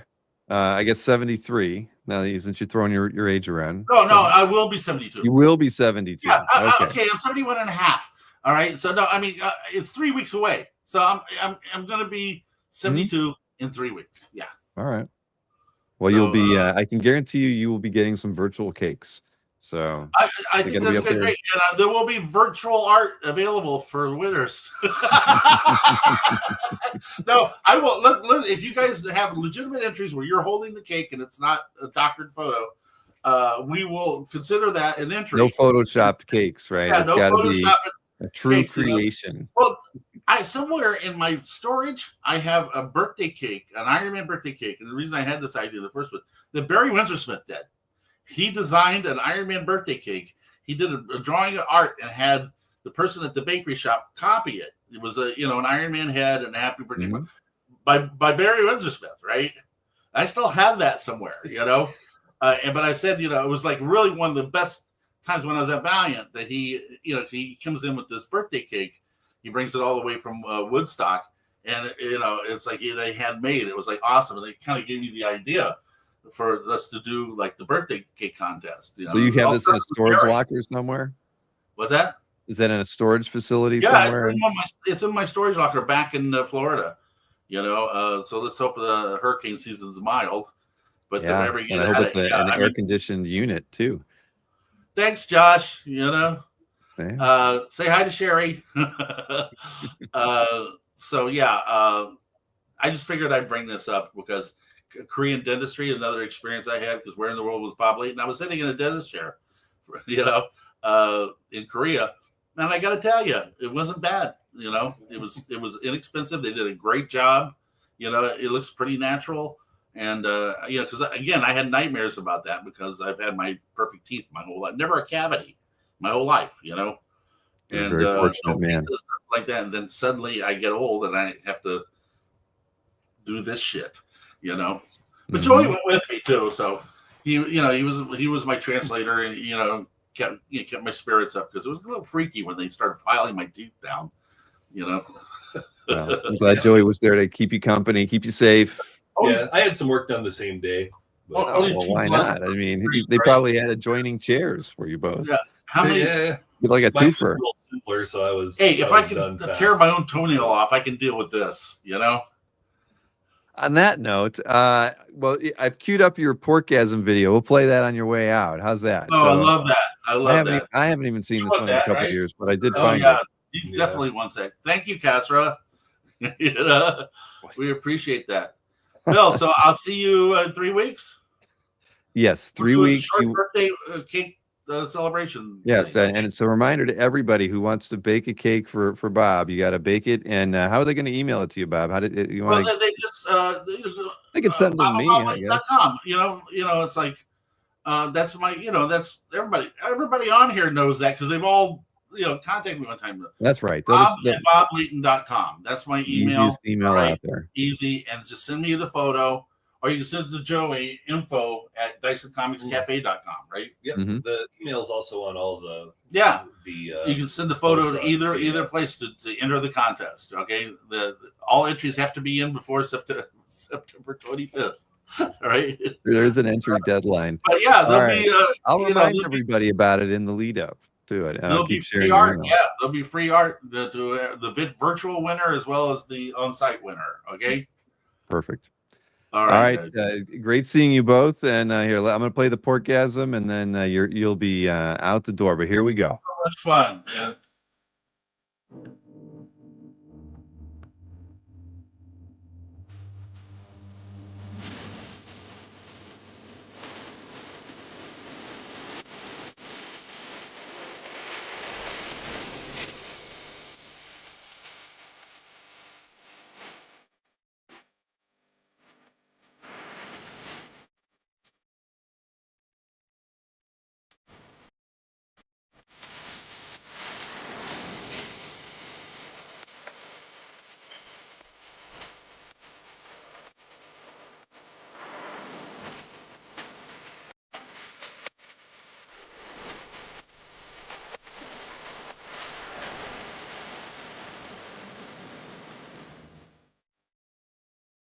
Oh my goodness. I pity the collector that just stumbled upon our show right at that moment. Bob is clapping in the green room. Here, let me bring Bob on. Here you go. Clap. Wasn't that great, Bob? I need Orgasm! the. I think that's better There you than the go. actual ad. Yeah, I kind of want to go and buy that now. yeah. Yeah, But yeah, he cut out the exactly. guy who actually does this. After he takes a bite, you tell he's actually having an orgasm. You know, Exactly. No, I but get it. the It's thing is crazy. such a great touch, It man. Because almost almost makes me want to, try it. Almost. makes you want to scream and snout. Uh-huh. Thanks. Sorry, We'll see Rob. you Rock guys in on. 3 weeks. Love All right. y'all. See you guys. Oh man, Rob. See, I knew somebody was going to stumble into the show right when that thing was playing, and no one's going to know what the heck is going on. And Rob, I hate to say it, I remember you texted me through, you sent me a message I think a few weeks ago, and I totally forgot about replying to that. But I promise I will do that. But yeah, apologies to everybody who stumbled in right during that thing. It's one of Tom's favorites.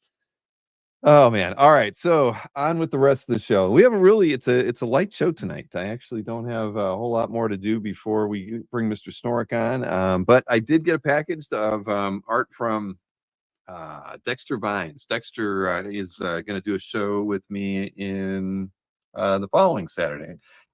Short art sale show. He's in between gigs or something, and just was like, can he pop in? So it'll probably be a short show, but I guess we can take a look at what he has sent me for that sale. Gosh, he's put all the art in a. I didn't know they made Ziploc bags that fit 11 by 17. That is a first. Look at that. I mean, that is seriously, that's odd.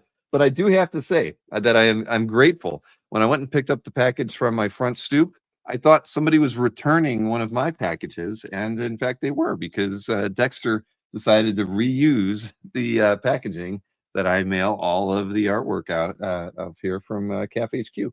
So that's nice. I think when anything of his that doesn't sell, I'll send it to him with the same packaging. Love that. Yep. That is how we ship everything around here. All right. What do we got here? Penciler Kieran McCown, Crime Syndicate page. Let's see. So we got that. Then another Crime Syndicate page, which I am not familiar with, but there you go. Take a look at that. I don't know. Chris Nork's in the green room. He probably knows what Crime Syndicate is. I have no idea. It's issue 3 on that second one and issue 1 on the other one. There's some tentacles on the top too. Look at that. That's nice. Then what is this? It's McGinnis, right? Yeah, McGinnis and Dexter Vine's Nova page. Always nice. Then we have a what is this? Uther? I don't even know what that is. Huh. I can't make out. It looks like it could be Pacheco, but I don't know. Not familiar with that one. I'll have to ask him what that's from. Then a page from Impulse. Let's see, right there. What do we got? This is oh yeah, it's Jason Pearson. No, this is a Deadpool page. It's got Bullseye and I'm not sure who else on it, but right there. Pretty nice. I know we've had a few other pages from that book, but they're always like those ones where they were in the like the jury room or something. That's much better. Now this looks like, say it's Kyle Holtz, but I could be wrong. It looks like Kyle's pencils potentially and Dex's inks, but there's nothing written on the page whatsoever. Certainly looks like Kyle Holtz. I know he's worked with him. Then Mace Windu, looks like a title page to issue 2. Oh, there you got that for you Star Wars fans. Then a cover, I guess. Is that a cover? Yeah, a cover to Buffy, the Vampire Slayer, season 9. Some profiles. Then a George Genty Spike from Buffy, I guess, right? There you go. And looks like Dex might have done like a blue line, maybe of a Bruce Timm Hulk. I'm guessing. All right. And then what do we got here? Green Arrow. Neil Adams. So I guess he might have gotten a blue line pencils of Neil Adams and then inked it. That's pretty sharp. And what do we got here? This is a Wonder Woman something. Looks like probably commission piece. Doesn't have any notes on it again, so I'll have to ask him about that one. Oh, JLA. JLA's last piece. See, there's there's a Batman on there near the bottom. I don't know who the penciler is on it. Does it say? Miguel Mendoca. Okay, well there you go. So that's what I got. Are they better than gray lines? Alberto wants to know. I don't know, Alberto. You tell me. Are they better than? You've been in this hobby long enough to know which one's better, blue or gray. Hey, Greg Harper's over on Facebook. How's it going, Greg? Hots Finds is from Tales of the Dark Multiverse Blackest Night. Okay, cool. Thank you, Jason. That's good to know because there is literally nothing written on that. All right, need green lines for Green Arrow, says Rick Welch. Man, oh man. And CJ says we got 43 likes out of 84 people watching. So I guess we're almost getting about halfway there. All right, let me go over my schedule here, and then we can bring Mr. Snork into the show and get this thing really, well, I don't know. How do you top toenails and porkgasms? I don't know. But all right, schedule. There's a lot on here, and most of it's happening in the next 30 days. So we've got a full week next week. We've got a Heritage Signature Rocks preview with Joe Manarino. Collector's Cash is dropping on Tuesday. Michael Trailer interview, a collector. That'll be next Tuesday as well. We've got the celebration of Dan Tancredi's life next episode of CAF Update, and it says 255. It'll actually be episode 256 if I'm not mistaken. I think I got all that wrong. Patrick Wedge, who works with Jimmy Palmiotti, will be my guest for an interview the 9th of September. Brian Hitch will be with me on the 13th. That's a Saturday at 2 p.m. We'll be selling those commission style pieces of his. Kazra will be at Eddie Pecan, and there will be a meetup there in Pittsburgh that weekend as well. I don't know if that's going to be Saturday or Sunday, but the closer we get, we'll be able to give you a time and a date that'll happen. Tyler T is going to be there, so you know it's going to be a party if Tyler's there. And then after that, the Monday after that, I have Joe Maddalena. He will be joining me from Heritage. Guillermo del Toro has a auction for a lot of his collectibles, art, movie props, you name it. A lot of stuff from his career in film will be a part of this. And Kazra actually shared an interview that was done with him just recently that I'll try to remember. I'll share that maybe with everybody in a mailing in the lead up to that. But it was I know that Guillermo won't be joining us. It would have been nice. I've asked. It's a definite no. He's too busy with Frankenstein and all this other stuff. But anyways, cool stuff. I did get a preview of the catalog, and it's pretty freaking unbelievable. Then what do we got? Jesse Lonergan will be doing an interview with Mr. Sardo on IC3 episode number 7. I've got Mr. Berrucci. What are all these misters? Nick Berrucci is going to be joining us for an art drop on a Wednesday. I do have a collector who wants to do an amateur match, by the way. I won't say any names, but if there's any of you out there who has some art for sale that you'd like to do a show in September, hit me up because I have another collector who is looking for a partner to do an amateur dueling dealers match. So, and I can hook you up there. And what else we got? We got Tatiana coming on for a sketch card show later in September. Sean Crystal's going to be joining me before New York Comic Con for an art drop. And then Brian Boggs. A lot of people have been in Brian Boggs' CAF gallery. He's been a member forever. He and I have emailed semi-frequently over the years, but he's got one hell of a collection. He's definitely, he's in that in the Wrightson kind of zone in terms of his sweet spot. But he's been a collector for a very, very, very long time, and he agreed to do an interview, with me, and we thought we would do it. I think Wrightson's birthday is right around the 21st, so that's why he kind of picked that date, and that's why we have a big gap on Tuesdays interviews and stuff there. But it'll be fun to have Brian on. And all right, so Mr. Snork, ready and raring to go as always. We don't even need music tonight, man. How are you? I'm good. You? I'm hanging in there. It's been kind of a busy week, and it's like ebbing and flowing. It's like you got to get. I feel like I'm in a prize fight sometimes. You're doing this over here and then over there. There's a lot of moving parts and stuff going on, but it's all fun. Uh, it never is dull. I never have a chance to like think of doing anything else. But I didn't pick up any art this week. How about you? Not this week. I have my phone next to me though because I have an offer in on something big. So thoughts and prayers from the chat if I can get them. Also, Okay, I have maybe. a latent segue Okay. because I do not have a Korean dentist. Oh no! Wait, do we go full screen on that or not? Okay, No. let's. Everybody wants to see what happened. Ow! Man, Oh. did you did you lose a boxing match with Mike Tyson or something? What's going I've on? never lost a match. I participated in one in my 20s though, and it finally caught up with me. Wow. Well, I mean, Bob Layton does know a good dentist. I know a good dentist too. It's just that the lab that's making my tooth is really slow. Damn. Well, I'm so sorry. Yeah, it's all right. If you guys can handle it, I can handle it. We can handle it. Before somebody in the chat said, "Is Chris missing a tooth?" I thought I'll get in front of this.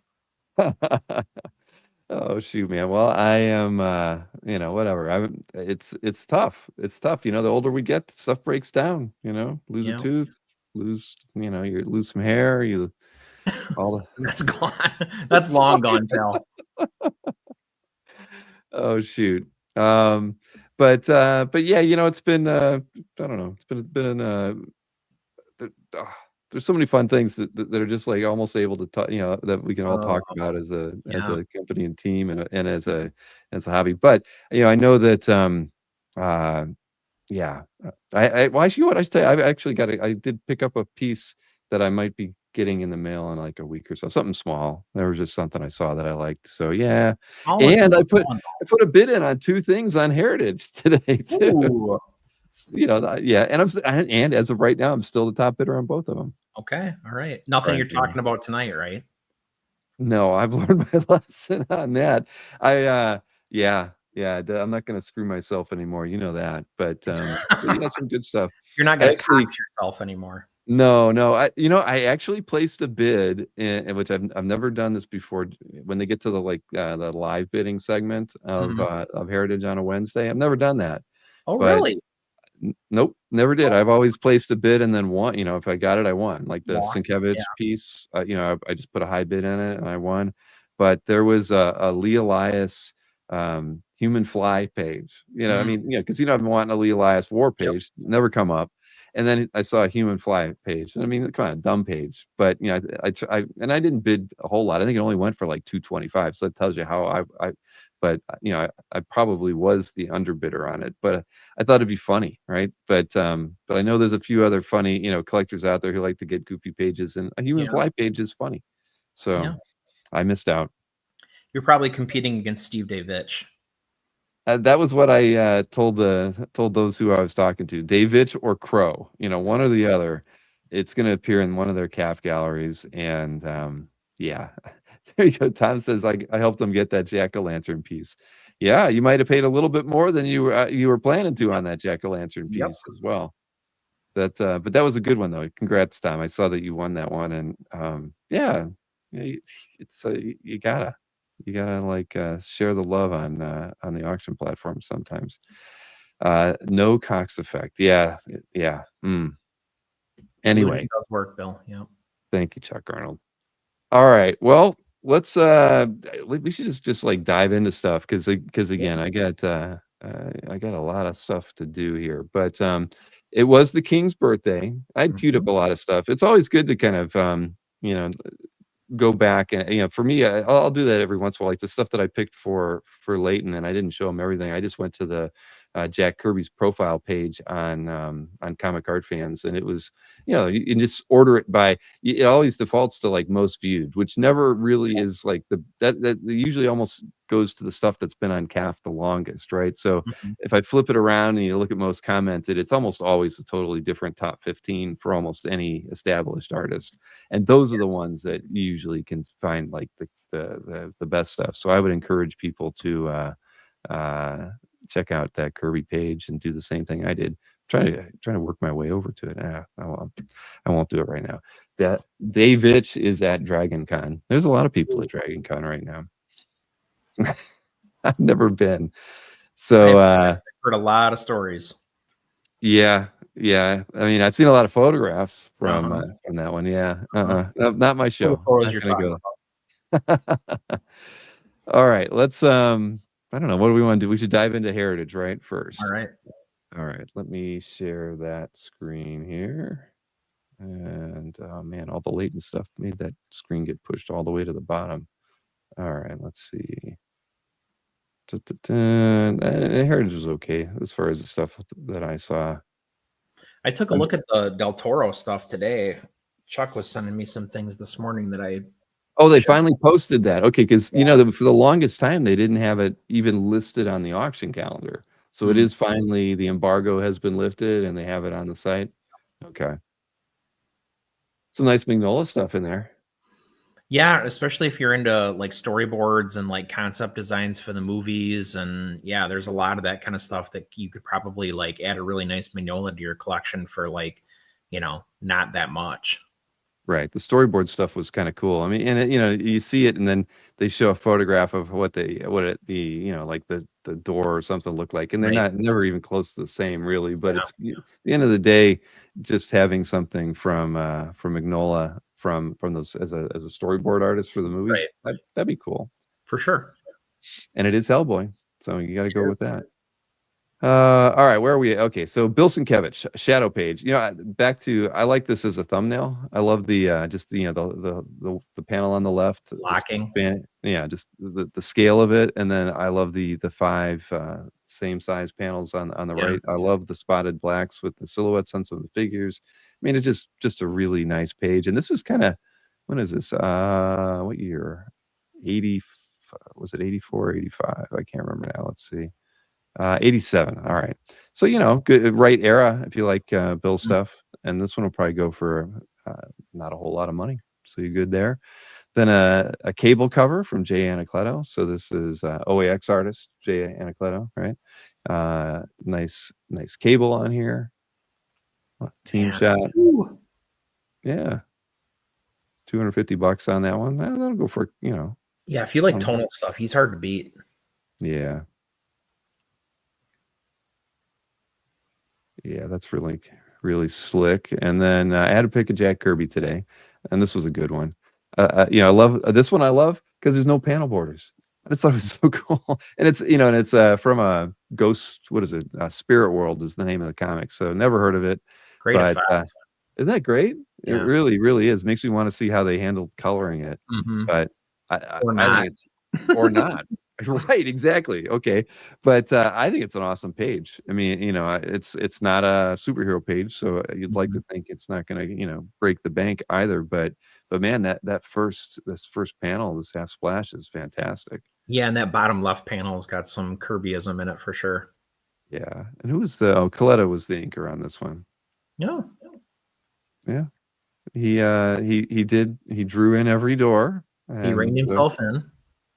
That's right. So that's a good one. I'll probably put that on my watch list. I'm kind of curious where that goes. And then a Rick Leonardi, Terry Austin, Cloak and Dagger 2-page with Cloak and Dagger on it. Wrong click there. Misclick, everybody. There we go. Just good stuff. Leonardi, everybody loves from this era. Mm-hmm. And of course, Terry Austin inks. I like the little Dagger cameo shot there. Mm-hmm. Yeah, exactly. I mean, the lighting here in the pews is awesome. Then Nick Klein Hulk page. Love the lettering in that second panel. I mean, he's matched up that car pretty well. Look at that. And Klein, Hey, the way you drew life the is Hulk, so good. teeny tiny head on the Hulk, the way Klein draws Yep. him, but it works so well. I mean, look at, yeah, it, it's so exaggerated. It's awesome. I love Mhm. that. Then it's only at $5. I might even throw a bit on that one. Then I mean, I'd probably pass this page over, but I know, it's Don Perlin, Ghost Rider from issue 39. It's from 1979. But you don't usually get a nice, Johnny, Skull, Flame, Yeah. burning tires from this era. I don't know who the heck the villains are with these wacky masks on and caps, but I just thought this was a cool page. I mean, It's a cool I page. have a Perlin Ghost Rider page, and I'd actually be happy to get this one and sell mine because Mhm. I think I just got Johnny in his jacket Better or something. content here. Yeah, exactly. I don't even think I don't even think my page has him with his motorcycle at all. Ooh, yeah, So that's criminal. yep, exactly.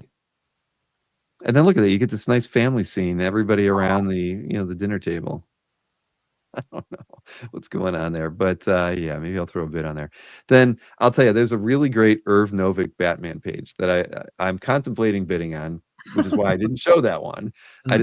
decided, but then I saw this Irv Novick page, and it's from like DC Comics Presents, and it's Superman with his super breath, and I like that.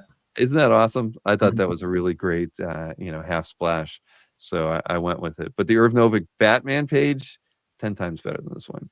Oh, So. he's actually inhaling, not using his super breath. Oh, he's Lungs. inhaling all that bad air. Yeah. Well, there we go. Superman doing his thing. Now, who That's inked a it? great Frank page. McLaughlin. Okay. It is, definitely. Hey, Jason's here. Look at he missed out on us asking Bob. He missed out on me telling Bob that I didn't like his costume design. Yes, watch the rewind. Sorry. I know Bob's in the chat. Bob, I'm sorry. I didn't really hate the X Factor. They just were they're my least favorite I of the like those X-Men. costumes, man. Why do you like those costumes? I mean, they're so It was the stark. first time those characters ever looked like a team.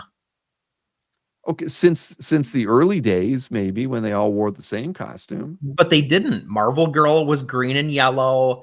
Beast had his own thing going on. Cyclops, no. Uh, Iceman had the goofy cuffed boots. Come on, man. Those X Factor you're costumes were you're beating me down too, man. they were well designed, I think. All right, all right. Bill is a hater. All right, no, no, no, no. All right, there you go. Jason was busy with his fantasy draft.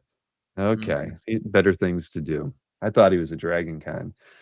I hope he took my Uh, because here we he's go. going away. Portasio and Philip Tan. This is, I guess this was like a charity piece, and the characters are Ooh, something from Wills Portasio, creator owned something or other. So this was after the tsunamis or something. I can't remember what it was, but it's about 15 years old. I thought this thing was freaking gorgeous. I mean, the tonal work on this thing. I mean, I don't care. I don't need to know the characters. This is just a beautiful that is art, beautiful. isn't it? I mean, look at the watch on this stuff is it's The depth gorgeous. is terrific too. So yeah, I mean, again, probably nobody wants it because they don't know what it is, but it's really nice. Tom's absolved you, Bill. He doesn't effing care. Oh, thank you, Tom. I appreciate that. But he doesn't care because he left the book because he that's why. All right. Old Jackson took care of it. All right, what do I got? Two more pieces here. James O'Barr. This is funny because when I first saw it, I didn't think James O'Barr, right? I Yeah. mean, you don't think James O'Barr when you see it either, right? So that's No. the only reason I picked it. I mean, it's a shadowed, probably con sketch or something like that. Mhm. Colors, I mean, none of this screams James O'Barr. Huh. You always get like, scribbly, scraggy lines with his stuff. Whatever he's drawing. I mean, usually something from The Crow, of course, but yeah, I was just like, this is just so odd. I had to show it off. So there I you like go. it. It's just weird enough. Yep. And last, this one, I'm not familiar with the artist, of course. Luca Pizzari and Inca Roberto De Salvo. This was it was from a Weapon X page, but again, 9-panel layout, so it's pretty cool. And I just love the panel-to-panel storytelling in it. It was really nice. You see Deadpool being like, "Huh? What?" And we get Short-lived this. beats. Yep. Isn't it great? I Mhm. really like this page. I mean, it's yeah. I mean, just even though look at that. I mean, you can see he's the background's kind of bleeding together. I mean, the way that's he's handling that. It's a great page. You know what though? This is a page where like modern art suffers from not having the dialogue on it. Right? Yeah. Yeah. There you go. Alberto knows that DeTulio knows who they are since they have Italian sounding names. Is that racial or I don't know what that is, but Alberto said it, not me. He's the expert. Oh man, well there you go. There's my picks. There was a fair amount of other fun stuff on there, but I was kind of in a hurry today, so I just got my 10 picks in really quick. Profiling. So okay, there you It's go. cultural. It's cultural, Bill. It's not racial. All right. And Tom is right. All modern comic art suffers from not having the dialogue on it. Kinda, yeah. Yep, I'm with you there. All right. Well, see, Nick Barucci isn't on yet, or at least I haven't seen him. He probably doesn't know that we're running early today. But we can go ahead and show the preview for him, which I have not seen yet, and see what he's offering for sale on the EXP. Everybody, this Friday, it's the end of summer. I mean, I know it's officially not the end of summer till September 20th, but this was the end of summer for me when I was a kid. So Labor Day weekend, it's the end of summer. All right, wherever you're watching this promo, please hit that thumbs up. Sharing is caring. And this Friday, August 29th, 7 p.m. Eastern, 4 p.m. Pacific. I got the date right this time. The original art experience, and we're gonna look. All original art is one of a kind, but I got something really unique this week. So let's mix it up. First and foremost, Pat Broderick, Master of Kung Fu. Maybe I'll do an undramatic reading. Too easy for you. Then I propose we make it a little more interesting by adding a certain edge of tension to the affair. I'm not even going to do the what? No, they've got you. We'll wait for that till Friday. Then I think for the first time ever, I've got Punisher Wolverine, but I also, for the first time ever, Pat Lee inked by Alvin Lee. Then we have Batman Confidential by Marcos Mars. Oh my God, this page is beautiful. All right, then we've got World's Finest by Trevor Von Eden, and I believe, I can't remember exactly, this might be inked by Dick Giordano or Larry Malstead. I wish I could remember. I was asked for Red Sonja. Here's at least one Red Sonja page. Then we have Legendary with Vampirella, Red Sonja, and others are steampunk. Then we have Sword of Sorrow #1 by Sergio Davia. Gotta tell you, Sergio's really coming into his own. Then we have Sword of Sorrow #2 by Sergio Davia. Beautiful page, Deja Thoris. Red Sonja by Dave Bullock. Let's do the Infinity Man.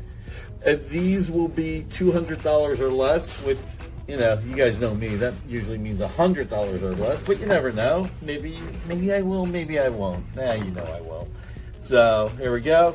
Now, Captain Planet, #1, #2, #3, #4, #5, #6, connecting covers. Every single cover to this series is connecting. It is gorgeous. It is unprecedented. It is Jay Lee, and we are going to sell it as one lot.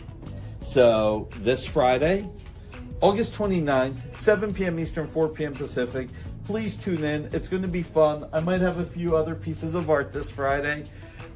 Hit that thumbs up. Sharing is caring, and I will be seen by you then. And if I'm not seen by you and you live in the U.S., have a happy Labor Day weekend. Thank you, everybody. There you go. It is Labor Day already. My goodness. Captain Planet cover. Mm-hmm.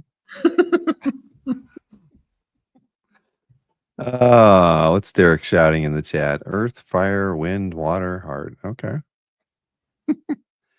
All right. Well, let me scratch a couple things off the list here. Let me dive right into the CAF update. and talk about the last week of art sales that have transpired. I think everybody's seems to be back to normal. Although I thought it was weird. It wasn't Felix's San Diego Comic-Con last week? Yeah. Right. He for whatever reason, I don't believe he really recorded his sales yet. I mean, because this is all last week's data, and he only had 20 items recorded as sold for $10,000. And I know that's not right. So I don't know. Maybe he has a lot of catching up to do or something. But or we'll see. I don't know. I just thought that was weird. It made me think like I dreamt it, that it didn't really happen. Oh, it Uh, happened. it did. All right. So dealers, this is for the week of what was it? The 18th through the 24th. And the prior week they were at 342,000 in sales, and they were right at $378,000 sales. Will led the charge, Right? $125,000. Man, Will was he was eating steak last week. That is for sure. Berkey had $118,000 in sales. Shoot, those two guys made up way more than half of all the sales last week. Albert was third. He had 70,000 in sales. Anthony was fourth, but did win in the total number of sales. But he was fourth with $38,000 in sales. And then Felix, 20 sales, $10,000.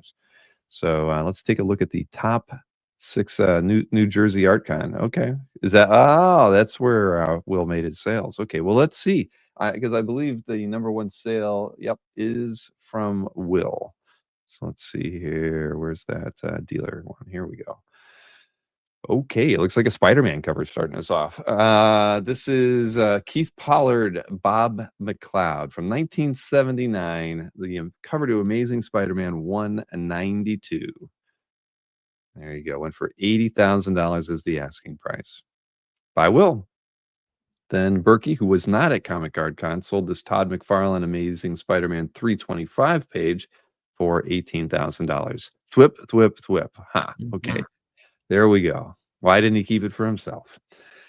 All right. Albert Moy sold this Jim Lee Scott Williams Batman Hush 2 issue 158 page for $15,000. You know there was no discounts there. Then another one from Albert, no discounts on this one either. A little bit of a different style. Maybe a flashback there at the top. This one went for $11,000. It was page 8 from issue 159 by Lee and Williams.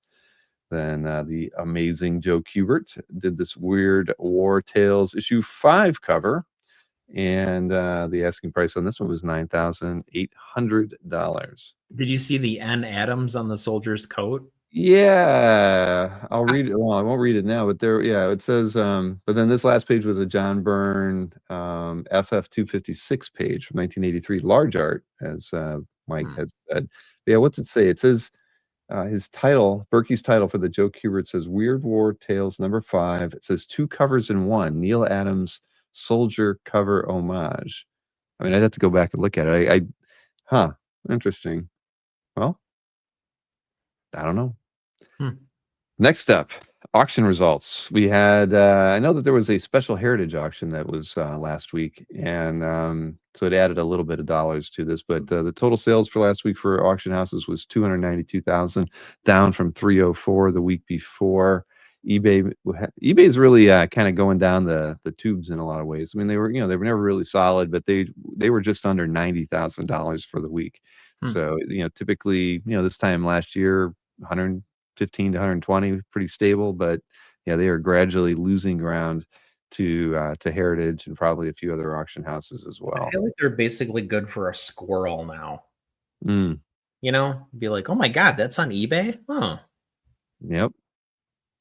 Well, let's take a look at the top 3 from eBay and the top 3 from Heritage Weekly, their Wednesday auction. So again, 292,000 total for the week. First up is this J.G. Jones Wonder Woman double page splash.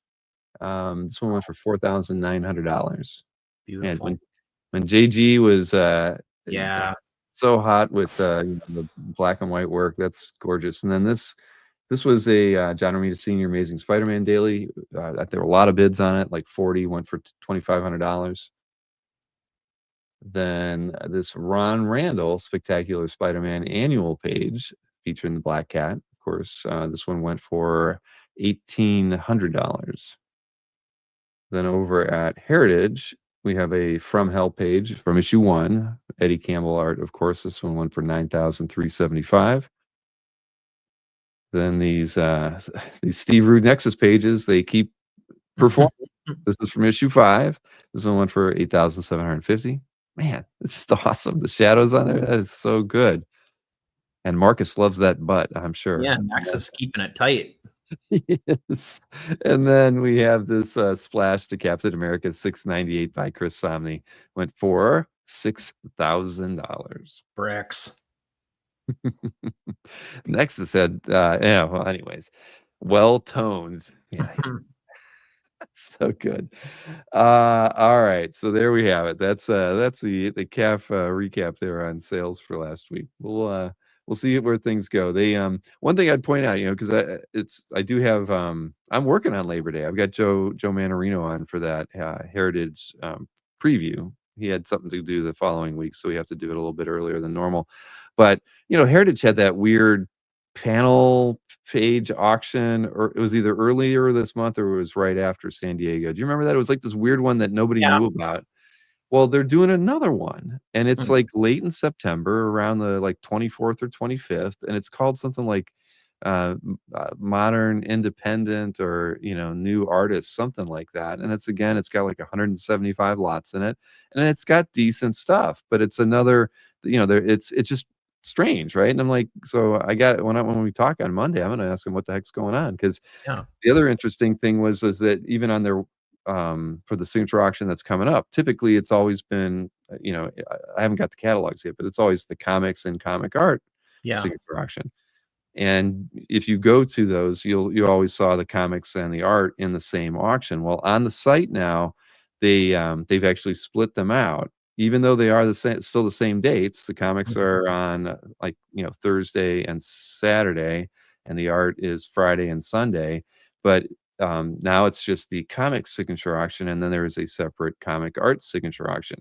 And the comic art one, they literally have the dates right. They say it's Friday through Sunday, even though there's nothing on Saturday. So they're doing some rebranding definitely over there. So yeah, I got quite. The catalog, and I had not noticed this in the past, but the catalog is actually separated by era now too. There's All right. 21st century art is a section of the catalog this time. All right, I haven't gotten. How'd you get your catalog before me? I don't know. I've had it for days though. The mailman must have stole mine because I didn't get one. Maybe he's hawking them. They do ask $50 for them. Son of a gun. Yeah, he'd probably sell it back to me. But anyway, so they're doing some different stuff there, which is interesting. They clearly, they started the animation art auctions on every Tuesday now. It just seems like they're sliding in more and more kind of auction events that are tied to our areas of collecting. So I gotta find out what's going on over there. All right, so number one, everybody's got their catalog. Stingray, Tom, everyone's got. Number one Marvel fan. Mine too. It reeks. It smells so weird. It smells like burnt plastic or something. It's awful. Because I like to flip up my glasses and get like really close, and I'm like, oh my god, this thing reeks. Everybody got theirs, but so weird. And to top it all off, I mean, did you notice that they have that Frazetta Conan painting as a one lot auction? And it had its own catalog, Bill. How do you have a catalog? Is it a poster? No, it's there's other stuff in there, but that's the cover, and then they go into the fact that it's on its own. And I gotta go talk to Maureen. Maybe something got delivered and she just hasn't managed to put it back in my office here. But it's in the bottom of the chicken coop already. Yeah, she's like, Bill's not getting anything from Heritage. Oh man, that's funny. Well, maybe she smelled it and said, "Oh, screw this," throwing it in the trash. That's like the best day is when the Heritage catalog shows up.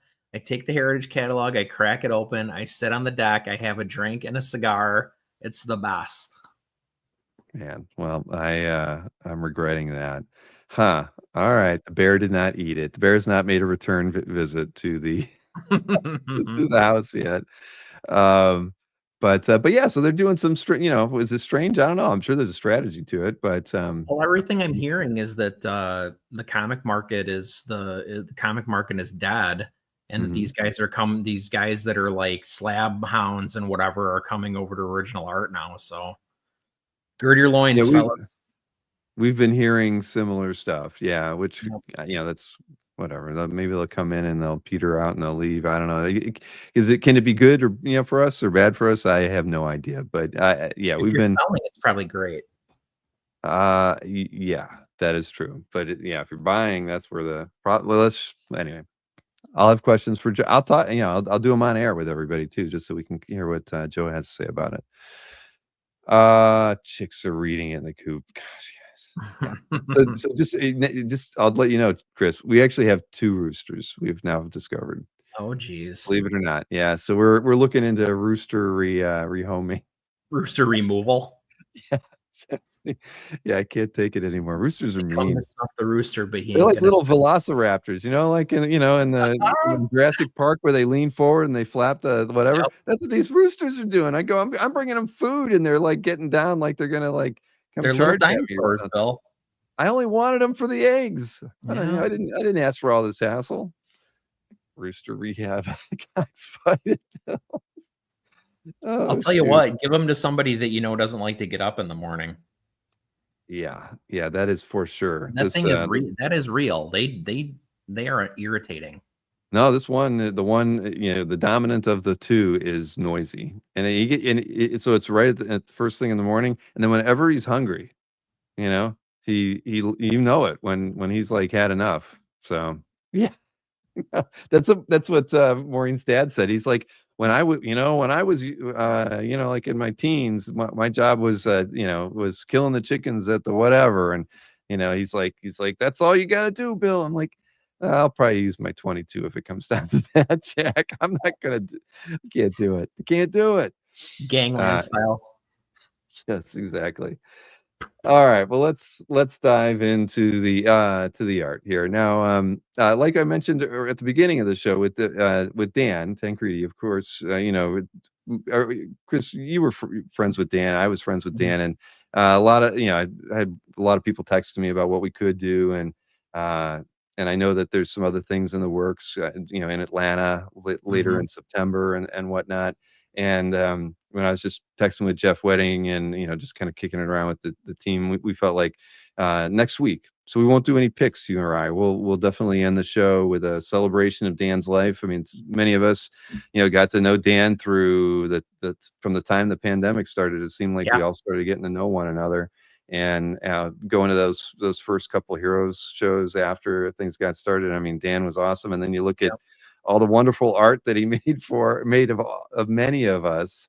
There you go. Exactly. You kind of look like he got roughed up by Tyson in that one. A little But bit now, yeah. Somebody said I should black out maybe I will black out one of the teeth on here. You should.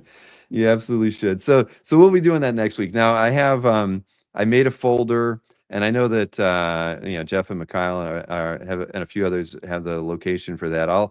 If anybody wants to upload any photographs or any personal video clips, we're gonna open up the show too. I'll share the link to the studio for people who might want to pop in and share a story about Dan. I mean, I know many of us have them. And so, the floor will be open for the end of the CAF update for that. And if you don't want to come on and you just want to record something, feel free just to reach out to me, email me, bill@comicartfans.com. I'll give you the link to the Google Drive where you can upload those clips and whatnot, and we will share them with everybody on the show next week. So, so there we go. And I don't, I actually never had a shirt. And so I did order a couple. I hope to have them in by next week through TeePublic. Oh, good deal. Yeah, I now I kind of want to complete the collection. Yeah, definitely. I ordered a Marcus and one of me.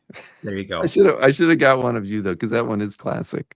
I saw the Vegas CAF crew is out tonight, and Jeff Wedding's wearing my my CAF t-shirt. I was proud to see that. I'm not the only one who bought it. Oh, you mean the Marcus? Marcus says I got stickers. I do have stickers. Maureen's even Maureen doesn't like that drawing though that Dan did of me for whatever reason. She's like, probably because it looks too much like me. Becky doesn't like this one either, and I think it's because it's too real. Exactly. See, that was the thing. That was the great thing. And, it was, they were funny, but you realize Dan's pretty damn good. We were serious. If Dan could have made it to OAX last year, and he wanted to draw, we would have given him a table and let him set up and drew caricatures all show. That would have been some fun stuff. So yeah. But yeah, let's dive into this. But reminder, please, if you're interested in any way participating, whether on camera, recording a video, sharing photos, email me, bill@comicartfans.com, and we'll take care of that and show them next week. All right, I got my pick window up here. So apologies to anybody adding artwork next week, but we've got more important things to do. All right, here is that window. Yeah, there it is. There we go, that and that. So we had to start it off with the piece by Marcus in Marcus's calf gallery. I'm sorry, that's the Tyler Turner artwork, though. Yeah. So Tyler opened up a commission slot at the last Comic Art Live, and there was one commission slot, and Marcus purchased it, and it is a drawing of Dan. And Tyler said, "I'm going to warn you, it's going to get weird." So this there's a lot of Easter eggs here. I mean, obviously, the New Mutants thing is obvious, but the camo shorts, Dan was seen in camo shorts. There's a Georgia Tech stamp on the envelope. Dan graduated from Georgia Tech, and he talked about how he would have to get his packages from the mailroom in his apartment building. So here he is retrieving something from the mailroom, and why he's a snake man, like we would have to leave that up to Tyler to explain, because he tried to explain it to me and I still didn't get it. Well, I can tell you that I just put in the mail today to Tyler a new webcam.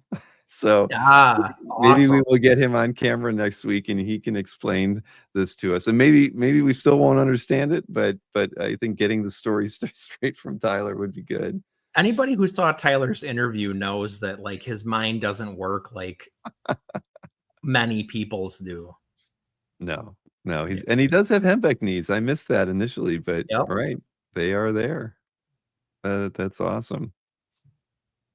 All right, well, maybe we'll find out from Tyler next week. But yes, thank you, Marcus, for sharing that and for picking up that commission opportunity, possibly the one and only commission opportunity. It could be, very well could be. Yeah, this could be a one-of-one experience.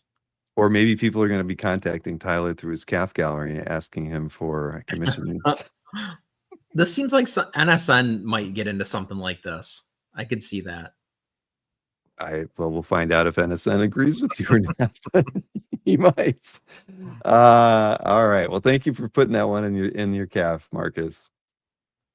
Ollie, this piece is pretty dang awesome. Let me. I know I didn't get a like on this one. So this Akira piece, I love the colors on this thing.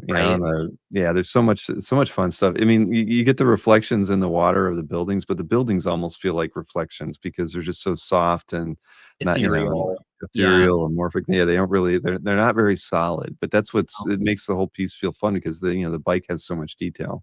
So this is Jared Cullum. I saw his art for the first time at Heroes last year, or this year, I should say.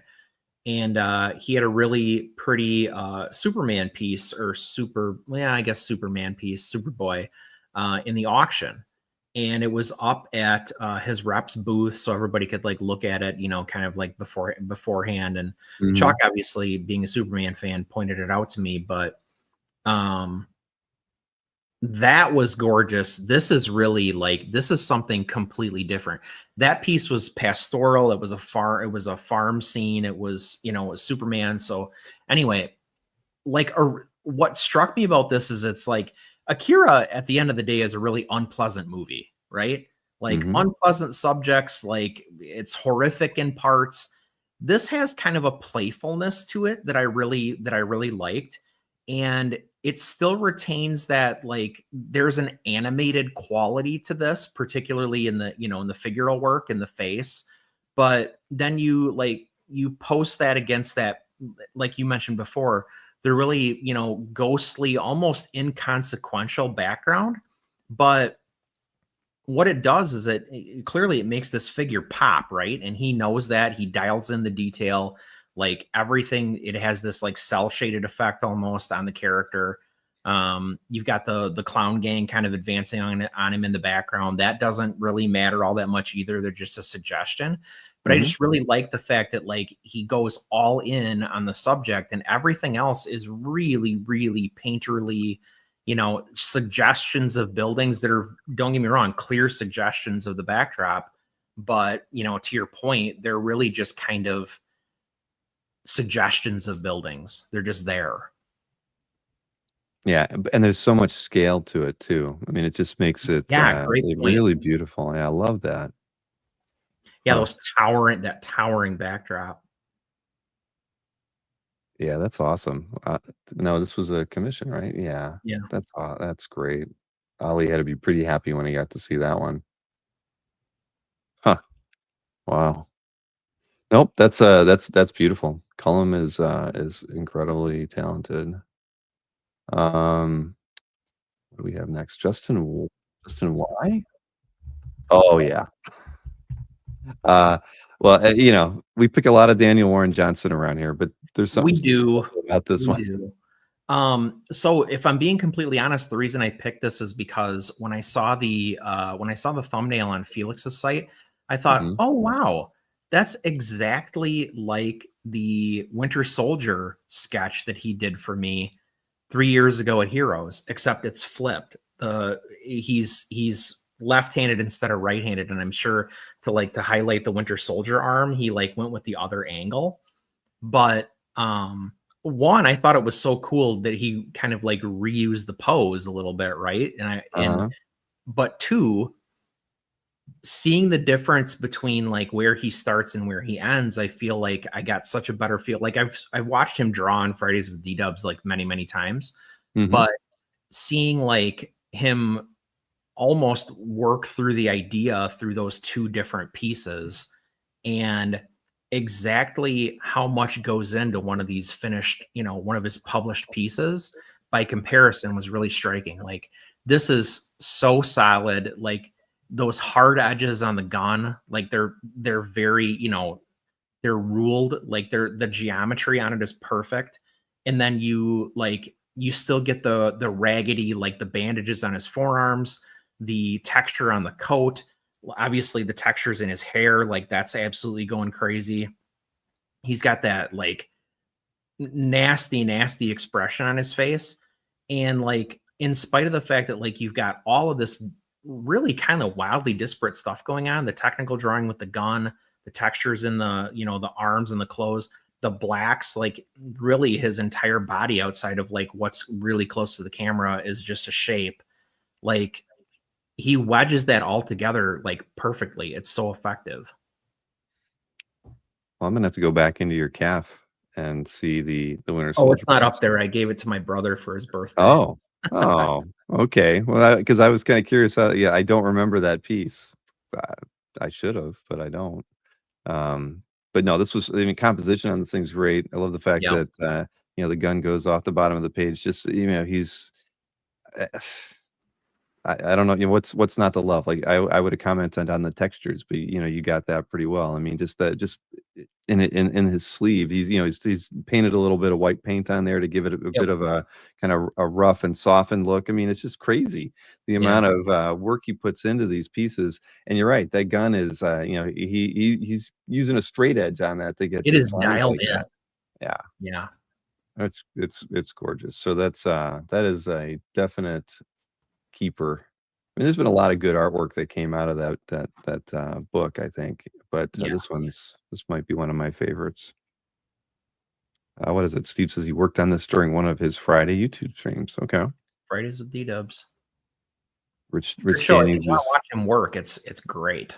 Yeah. Rich says he would have taken the hair. Well, maybe his hair's not that long, Rich. You can't take it off the end of off the right side of the page if it's not long enough.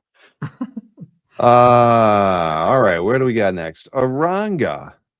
I thought this was kind of interesting. I actually did not initially see this posted to CAF, and I don't know what it might have been on Instagram or something. Like somebody else posted this image. Was I dreaming that? And then Aranga said something in the comment, put his link into it that it's on CAF, and then I saw it. Then you picked it, and I saw it, and I'm like, what was all that? I wonder what all that was about. I was thinking of emailing Aranga because it's just like weird. Like somebody saw a piece of art they liked on CAF, put it up on Instagram without Yeah. any connotation of whether they owned it or not. People even asked, I think, if he owned it, and It's weird you say that because that's been happening to me on Reddit a lot. Like I'm scrolling through Reddit and I'm like, oh, my art's on Reddit. That's weird. And I'll click in it and it's just some guy who's like, hey, check out this cool Jim Lee Punisher image. And I'm like, oh, I own that. but they're not referencing CAF, so you can and then half the comments are like, what? No, you don't. And so then invariably I have to be like, here's my calf. Well, that is peculiar. Well, whoever it was, I remember whoever posted it. They had some like it wasn't a name I knew, but it had like the comic art guy or something like that.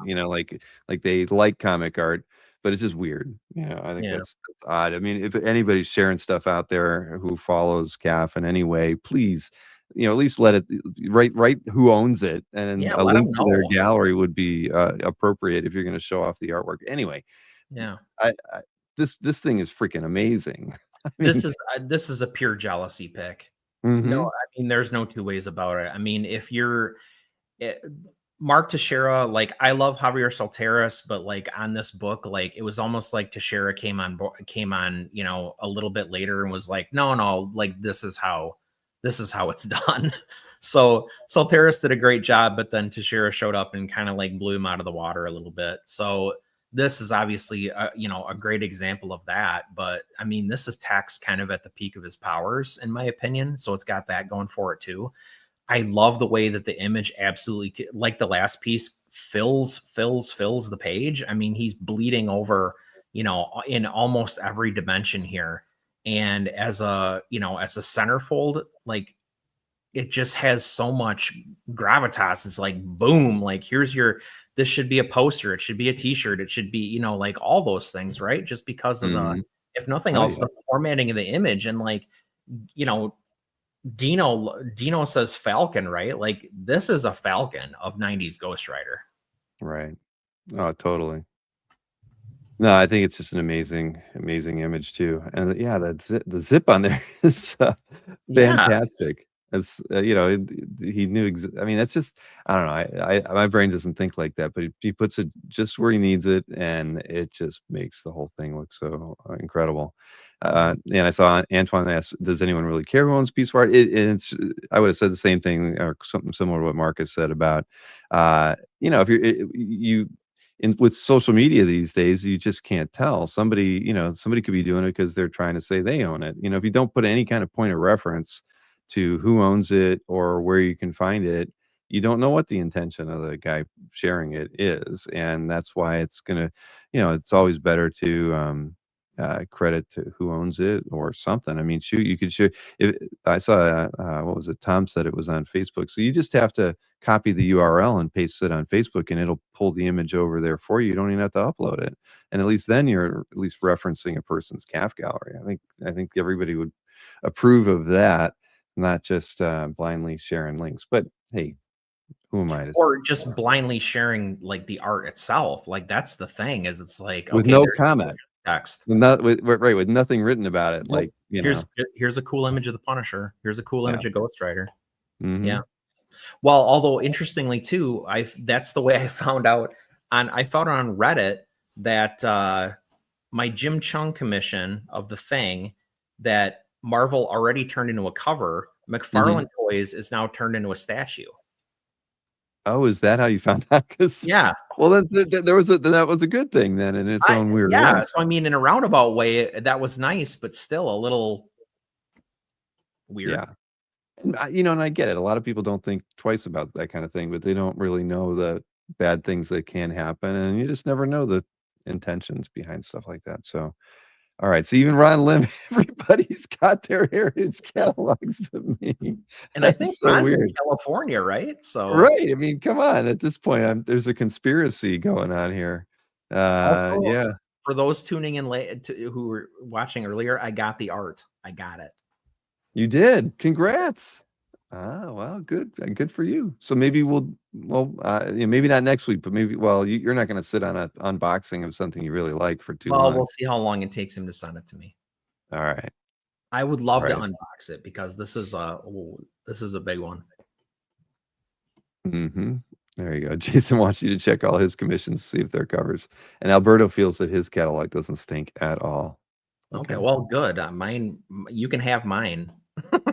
Bill, I'll send you mine. You can have it. Yeah, let's trade. Oh shoot. Okay, so whose calf gallery are we in here?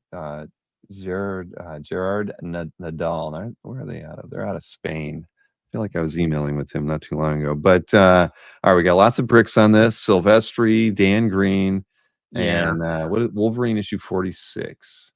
Sylvester Green, Larry Hama as the writer. I'm a G.I. Joe fan, so that's a cool little aspect to it too. But the page clearly isn't in like tip top condition. Which there's some yellowing and things like that here, which don't necessarily bother me. But it would be great if those dialogue balloons were there instead of those glue stains, right?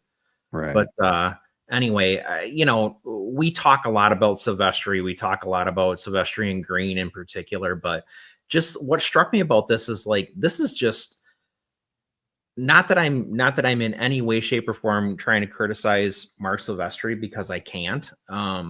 But for Silvestri, this is tip top pacing, like great storytelling on this page. Like you know exactly what's happening beat by beat by beat, kind of like that piece you talked about at the end of the heritage pieces. Like these are just like, there's a few seconds between each one of these panels, and like you feel that pacing here. Yeah, no, this is really nice. I think I might have a page from this issue. But yeah, no, it's very nice. And Dan Green obviously adds a lot to it. I'm sure. Marcus asks who colored the red. Well, that's it. That's a black marker that has faded over the last when was this published? This is like, it's 40 years? I mean, I don't even know what it's gonna be 30 something, I guess. Either way, yeah, or you mean the red in there? Oh God, I didn't even notice that. Clud. I don't know. Who would do that? Some child. Yeah. Maybe this was one of those pages that they gave away from the bullpen back in the day, and they were letting kids color them on the floor. Have you heard those horror stories? I have not heard that horror story, actually. Yeah, I don't know. That may be urban legend, but. Well, it is kind of weird that every word balloon has fallen off of this. I mean, in my history of art collecting, I've never seen every single word balloon falling off of a piece of art. We'll blame the colorer. Yeah. Yes, exactly. They wanted a clean piece of art. I think that's a Stan legend, CJ says. It could be. I don't know. I actually have a word balloon I found. Hang on one second, because I'm going to mail this to you, Chris. Yeah. Where is that? I was going through some, iToyas, and and I found a word balloon. Now, and you'll know why I thought of you. It says, "Perhaps, Mr. Grimm, but I have the upper hand. This way, please." Love it. I mean, I have no idea what this is from, because it's certainly not a piece of art that I own. But there you go. Perhaps, Mr. Grimm. That is awesome. I'll take it. Isn't that awesome? Yeah. I don't know. Yeah, exactly. When would I have ever? I mean, I can't even imagine where that came from. I have to believe it was on something else I bought. Maybe in a bag or something, and it fell out. And yeah. So there you go. A loose word balloon in the office is going your way. Ask the professor. He'll be able to know where that came from based on a quote. That one balloon. If Derek can figure out what this is from, that would be pretty damn awesome. Again, Derek, perhaps Mr. Grimm, but I have the upper hand. This way, please. And this way is in bold. There you go. All right. So monologuing. Okay, well, so nice piece here though, and I'm gonna have to go look and see if my page is from issue 46 now. So Matt Kennedy likes the Sandman storylines, I believe, right? And this Mhm. was I know Justine Franny did the finishes on this, and it says a James Jean layout, but yeah, I actually, I love the colors on it. I almost love the colors more than That's I why. love like the composition. The colors are just Yeah, fantastic. that's why I picked it. So subject matter aside, like I've said ad nauseum that I don't care about Sandman. In fact, I don't like Sandman like at all. But I do really like this composition. Mhm. It's kind of a tribute or like patterned after a different piece. Mhm. But not only do I really like the color choices, I mean the color choices, let's be honest, are a little bit like on the nose, right? You got your blues and your purples and like all that kind of stuff, like which absolutely, completely fit the character. I think there's some really cool, fun stuff going on with the skin tones on this. Particularly like on the face, like using purple to kind of like highlight that like pale, like yellowish gray that's going on in her skin. Jiggy, we love Franny. I love Franny. But the like almost, I guess in my mind, like tattoo style imagery that's happening on the sides of the composition, that central piece, I think are really Mhm. cool and clever.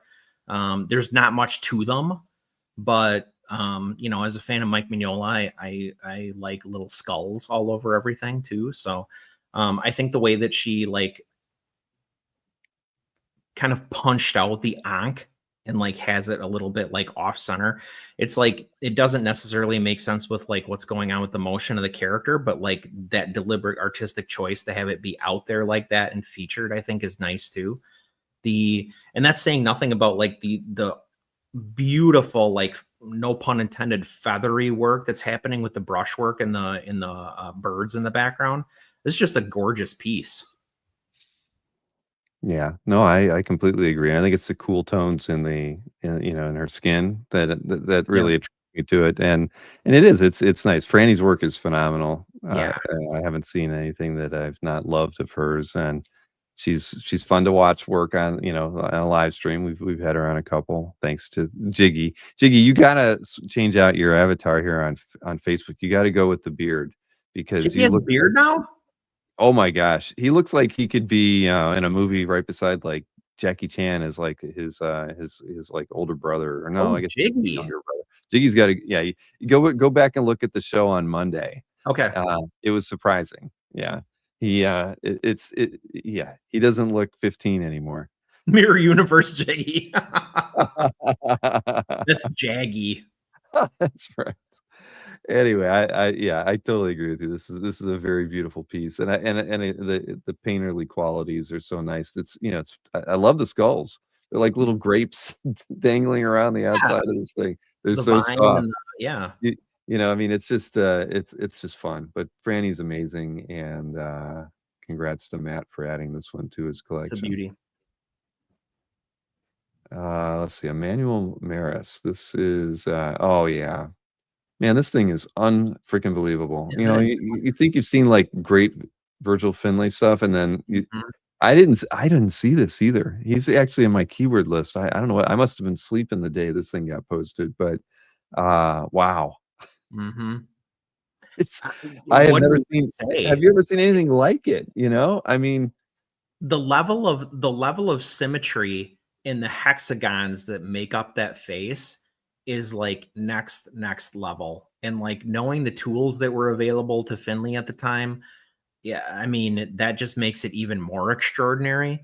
But then when you think about the fact that like each one of those hexagons is individually lit, like yeah. if none of them are consistent, like tonally, if you go hexagon by hexagon, each one has a little bit of variation.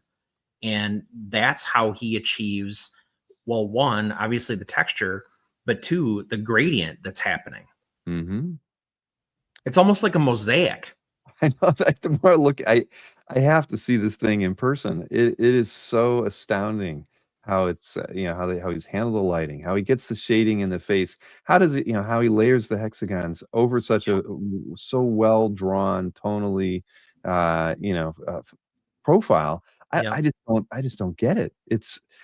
Finlay is just absolutely amazing. And then, he comes up with this rather kind of abstract landscape to put this face in. Mhm. And it's, yeah, I mean, does it even say what it's from? Yesterday's Doors, Building of the Skull. Who knows what it was from? It's a small piece, 8 by 5.5. That makes it even sicker. I know. It's like, it says it was first published in Thrilling Wonder Stories, October 1948. Yeah, I'm blown away by this It's thing. this big. How is that even possible? I know, I know. I posted those Stephen Fabian pieces I have, and I like Fabian's work, but I see this and I'm like, oh my gosh, this guy is like one of the best science fiction illustrators of the Oh, 20th century, hands down. in any century, Yeah, there you go. Aliens did it, says Alberto. That's right? possible. Anyway, I think this is amazing. It makes me want to get a couple of Finlays for my collection because I mean Makes me he's want a genius. this. How do you not have, I mean, when you see stuff like this, if you want to be like a complete collector, how do you not own stuff like this? I mean, you have to find a I way. I mean, I absolutely agree. anyway, yeah. I mean, this is, I don't even want to, yeah. I love it. So congrats to, and who is this collector, by the way? All right, Emmanuel Maris. He's been on the site for 9 years. And honestly, I can't say that I recall seeing their name before. So I'm actually gonna take this tab out of here All because I right. want to see what other things are in his collection. See Because what's if up. he's got that, yeah. All right, so now Nando Xavier, 7-year veteran of comic art fans. Oh yeah, this was the Jim Lee piece, the Death Blow. Yeah. Wow. We did not get enough of this. Mm. You agree? I do. I do. I I really mean, like it. I know he was experimenting. Everybody was giving him shit for aping Frank Miller for a while and like whatever, but like this book and like a couple of other pieces here and there where he, deliberately took pains to alter his style and to stretch and to work in a different way. These are Mhm. so special. I think they're so cool.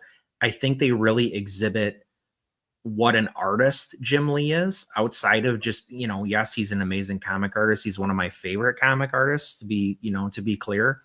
But the fact that like he pushed it, he wasn't resting on his laurels because he didn't need to do this. Like he was one of the biggest guys in the industry at the time and, arguably still is.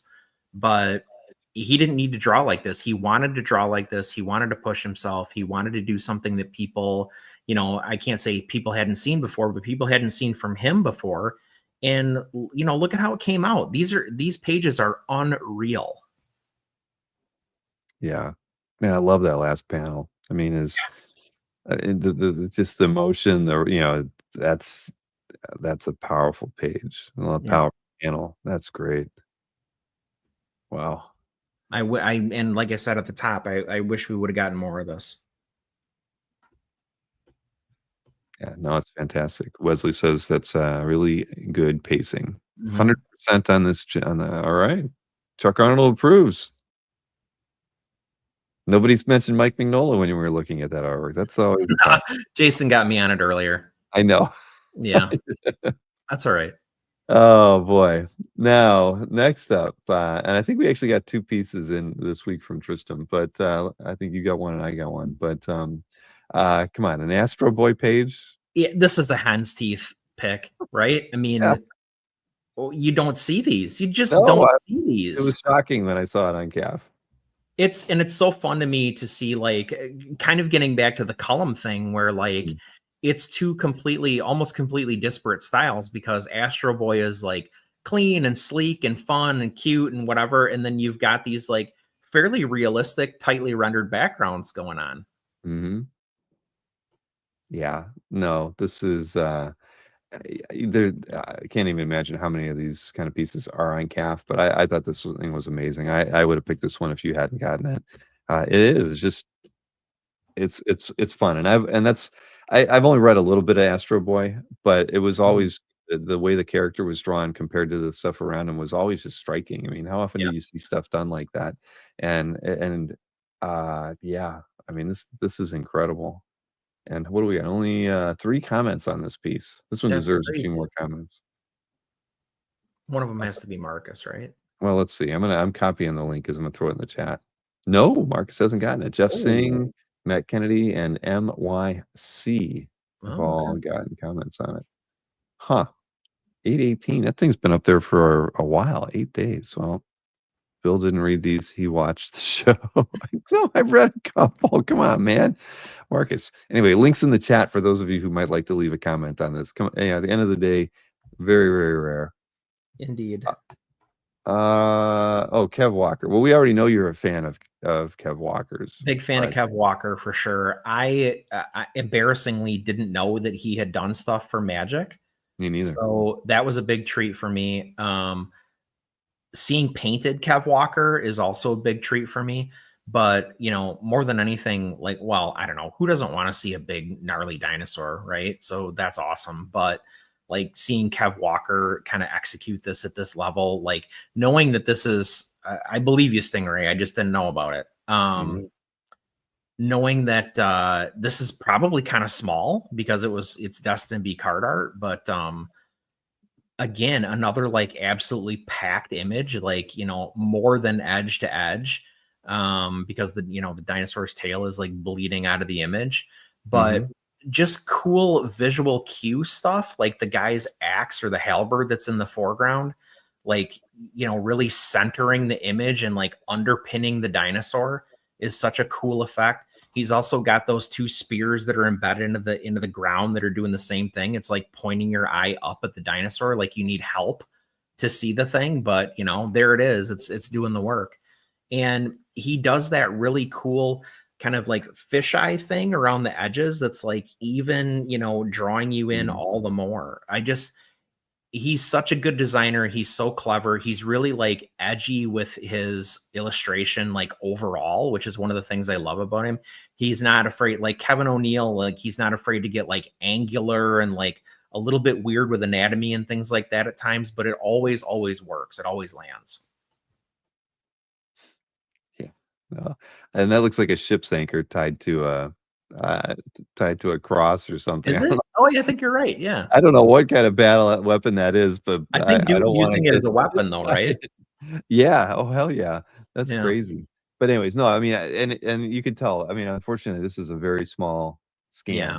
But just the work on the dragon dinosaur creature is, you know, all the detail on there on the back of it is just crazy. Yeah, I think that's what my chickens look like if they didn't have feathers. Pluck them and find out. Well, that one rooster's getting close. Yeah. Yeah, no, this is cool. And I mean, I love Kev's work too. I didn't know that he had done Magic the Gathering artwork too. But yeah, that's awesome. So Eduardo N, congrats on that. And that was your last one, right? Yeah. Okay, so we can get into mine now. I think I like to end with a color piece. I don't know why. well, it's not a bad idea. So Paul Smith. We've seen a few This. good Paul Smith pieces come up lately, and then this one drops from Mr. Dave Mandel. Yep. Just gorgeous work. Love the zipatone on this. I mean, you know, what's not to love about this? Alberto probably loves this one too, right? It is a sweet piece. Classic Paul Smith has That rich, nice perspective, the hand in the foreground. I mean, yeah. yeah.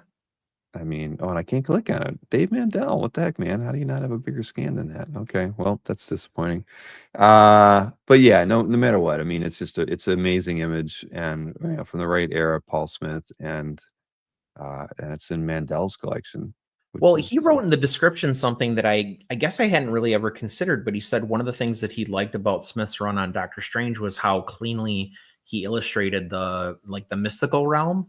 And I guess I hadn't really thought about that, but I mean, by comparison, yeah, as a draftsman, I mean, he's way, way, way up there, right? And like, so if you're going to draw these like weird, mystical, like ethereal effects, he's going to draw them and they're going to be tight.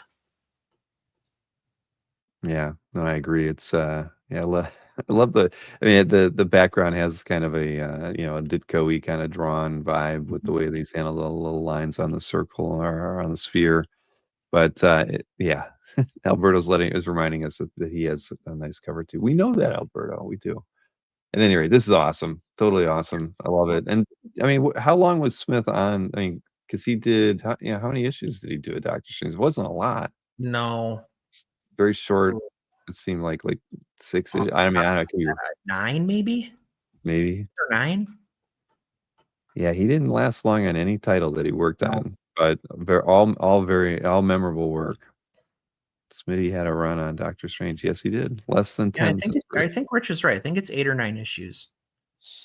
Well, and I mean, do interior pages ever pop up? I mean, I can't. I I mean, mean, we probably see not more for a guy uncanny. named All right. Well, anyways, congrats to Mr. Mandel for adding another, classic piece of Marvel Comics into his collection. He did 8.5 issues. That's Chuck. Okay. All right. I know some stuff. So this is in Chris K's calf gallery. David Wright. We know he loves David Wright. And this is just like a pinup painting. I don't remember if did he say it was. He just says subject was for. I don't. Who knows what it was for? I think he mentioned it was used in a couple different places, but he was just using this. We've seen David Wright's illustrations and for strip art, and it's absolutely amazing. And he can paint too. This is as good as any pinup artist, of that era. True. I'd say it makes me wonder if there's any more artwork out there like this because I love it. I kind of love I mean, the figure's obviously attractive, but I love the fact, how he's handled like the clothing falling off her back. It's just these abstract shapes, almost Yep. to the point where her legs, they're almost, everything's so tight from the hips up, but you look at her legs and they're just kind of subtly just like layered More in there. suggested. Yeah, but Yeah. it works. I think it's awesome, and I just think when we see an artist, in one lens, the Carol Day strips, and you just think of their work like that, and then you see that wow, they're a true fine artist. Yeah. It's just cool to see something like this, and Chris is a fan for a lot of different reasons, but I'm just glad that he shared a piece like this. I think what's so cool about this to me is the black and the red are very black and very red. And like against the like cream tone or the off-white, I mean, they really, really show up.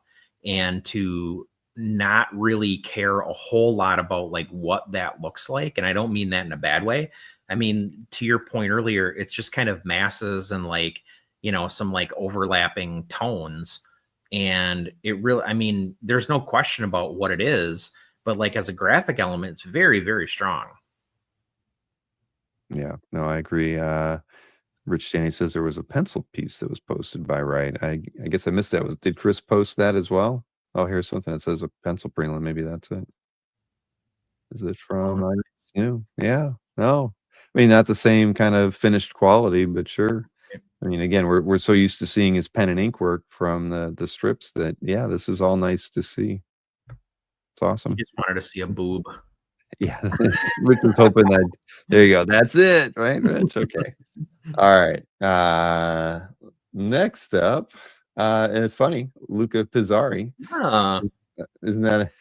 But this is a Dazzler, and I think was it just a commission? Yeah, I think it was, and it was in Mr. McIsaac's calf gallery. He even noted, I think that he got this. I want blah blah. I think it was like a year old. He got it last year, but decided to post it today. I love it when people have art. They're just sitting around, sitting on it. They haven't posted it. They they probably have a scan on it. That ain't me. No.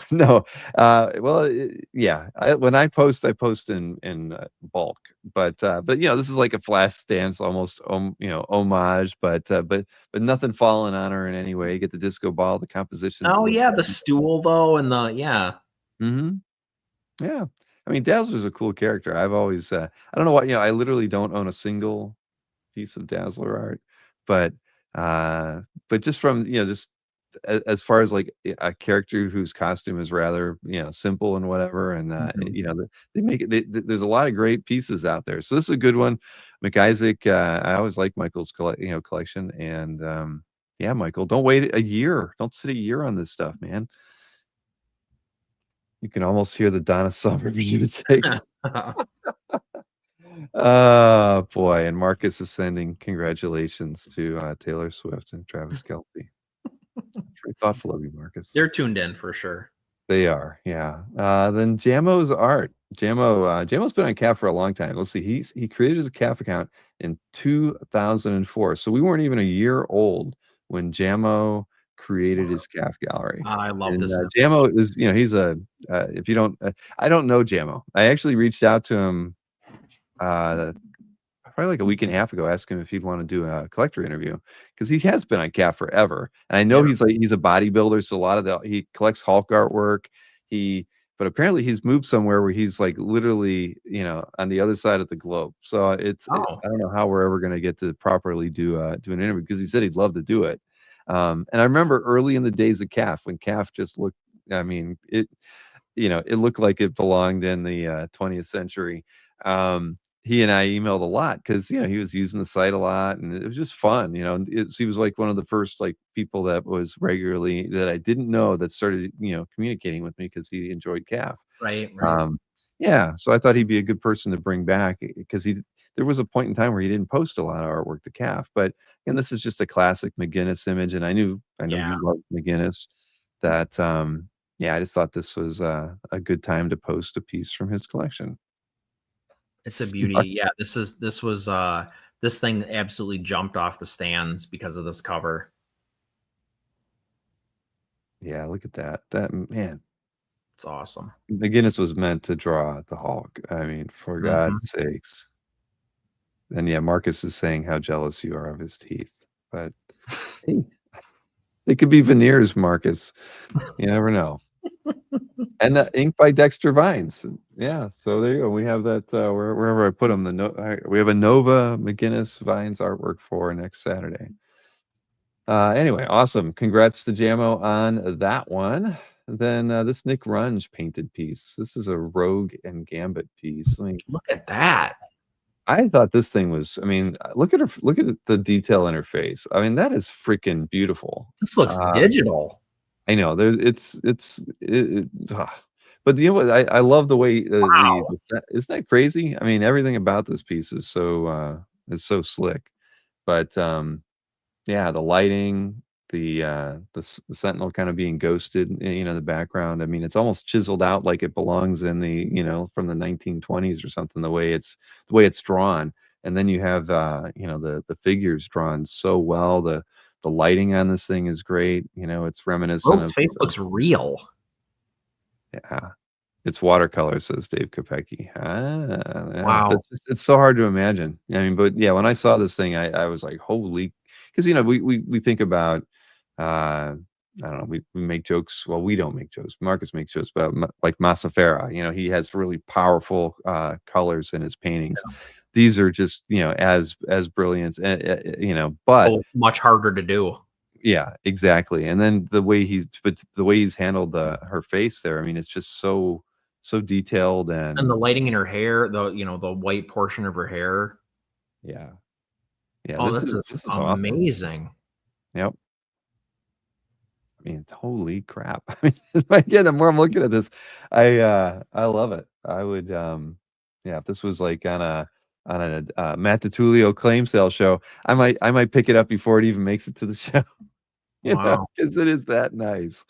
So yeah, her hand. I mean, everything. I mean, you can't find anything to complain about on this piece. No, the composition's great. The anatomy is all like absolutely rock solid. The foreshortening, the perspective, like all the basics are like absolutely covered. And then like he took the palette, to be honest, is wild. Because of Gambit and Rogue's palettes, like their color combos just don't go together. But the fact that like obviously they're working together in this image, and like he uses the explosion to kind of like bridge the two different palettes. I know I'm seeing that now because the Sentinel with Gambit's coloring works kind of well together. I mean, this is smart. This is a real you look at even the format of this piece, it's a little bit more narrow than a standard like 11 by 17 size. So it just the scale, like, once again, the scale of the piece. I mean, gosh, I love it. I love it. Nope. Yeah. Oh wait, it says large scan. I can't imagine how you'd get a larger scan than that, but we'll have to find out. At any rate, Dave Kopecki, you're a madman. I mean, I guess you already knew that since your email address is Batman. But either way, man, this thing is freaking amazing, dude. I can't believe you got this thing, and I What's hope you the put it on the additional image, wall. Bill? What's that? What's the additional image? It says he says large scan, so I guess we can zoom in a Oh, little bit let's more. go. It's crazy. Look at this, Kopecky. Dave, this You is know, nuts. Good for you, man. yeah, you did well, Dave. God, yeah, this is gorgeous. Whew. I know. All right, jinx. We jinxed Yep, ourselves. you But need to look at go. that thing, man. This is so good. All right. I hope everybody here. I'm going to throw the link in there. Everybody should be, throwing at least. If you don't throw a comment, you got to at least throw a like on that one. There we go. A couple more here to look at. I had to pick this one by Cho. I liked it. Yeah. Although now that I've been fawning over that last piece, so maybe I should change the image. But no, I won't. You got to stick with the way you go on it. I Yep, like dance Cho's with the stuff. girl you came with, Bill. Exactly. And then I did this, and then I realized it was Kirby's birthday. I'm like, oh man, I should have picked something with Jack Kirby, and whatever. I'm never very good at being timely with my images. I just kind of pick the first thing that really hits me. But I love Cho's work, right? I mean, Tertulio had a couple pieces last night that were one was like just a sketch, and the other was a cover prelim.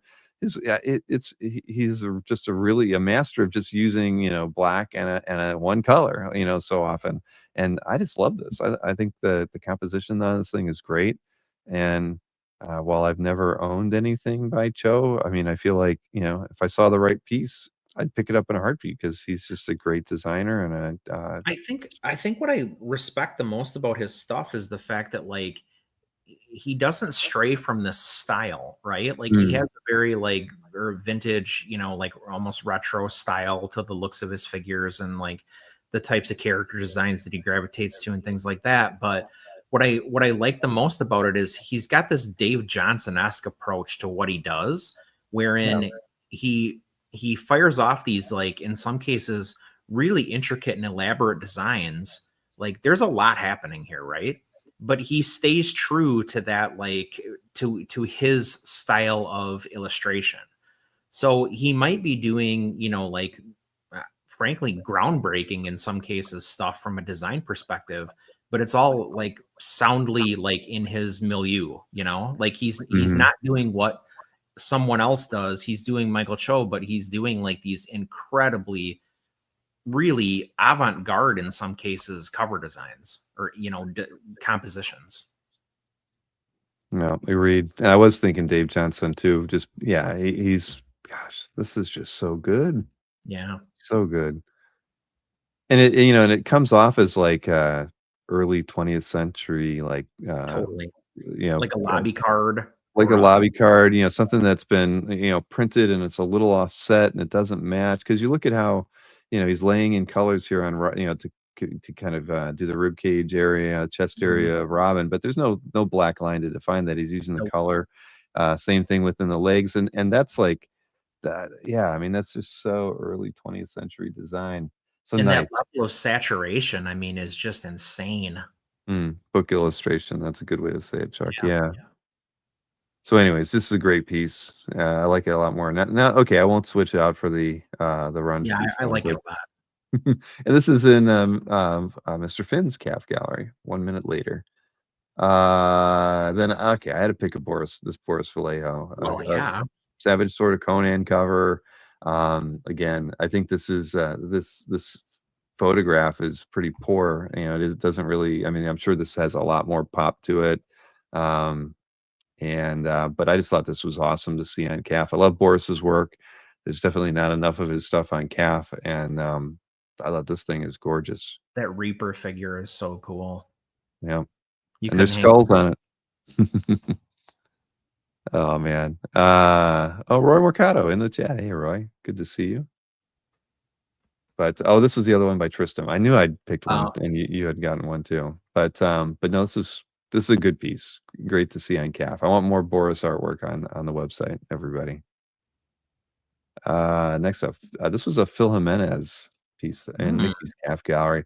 And we don't pick Phil's stuff a lot, right? Because a lot of people always think, early on, and maybe even still today, he had a bit of a Perez kind of vibe. Yeah. But he still was, the composition on this title page is fantastic. I mean, the cityscape behind them.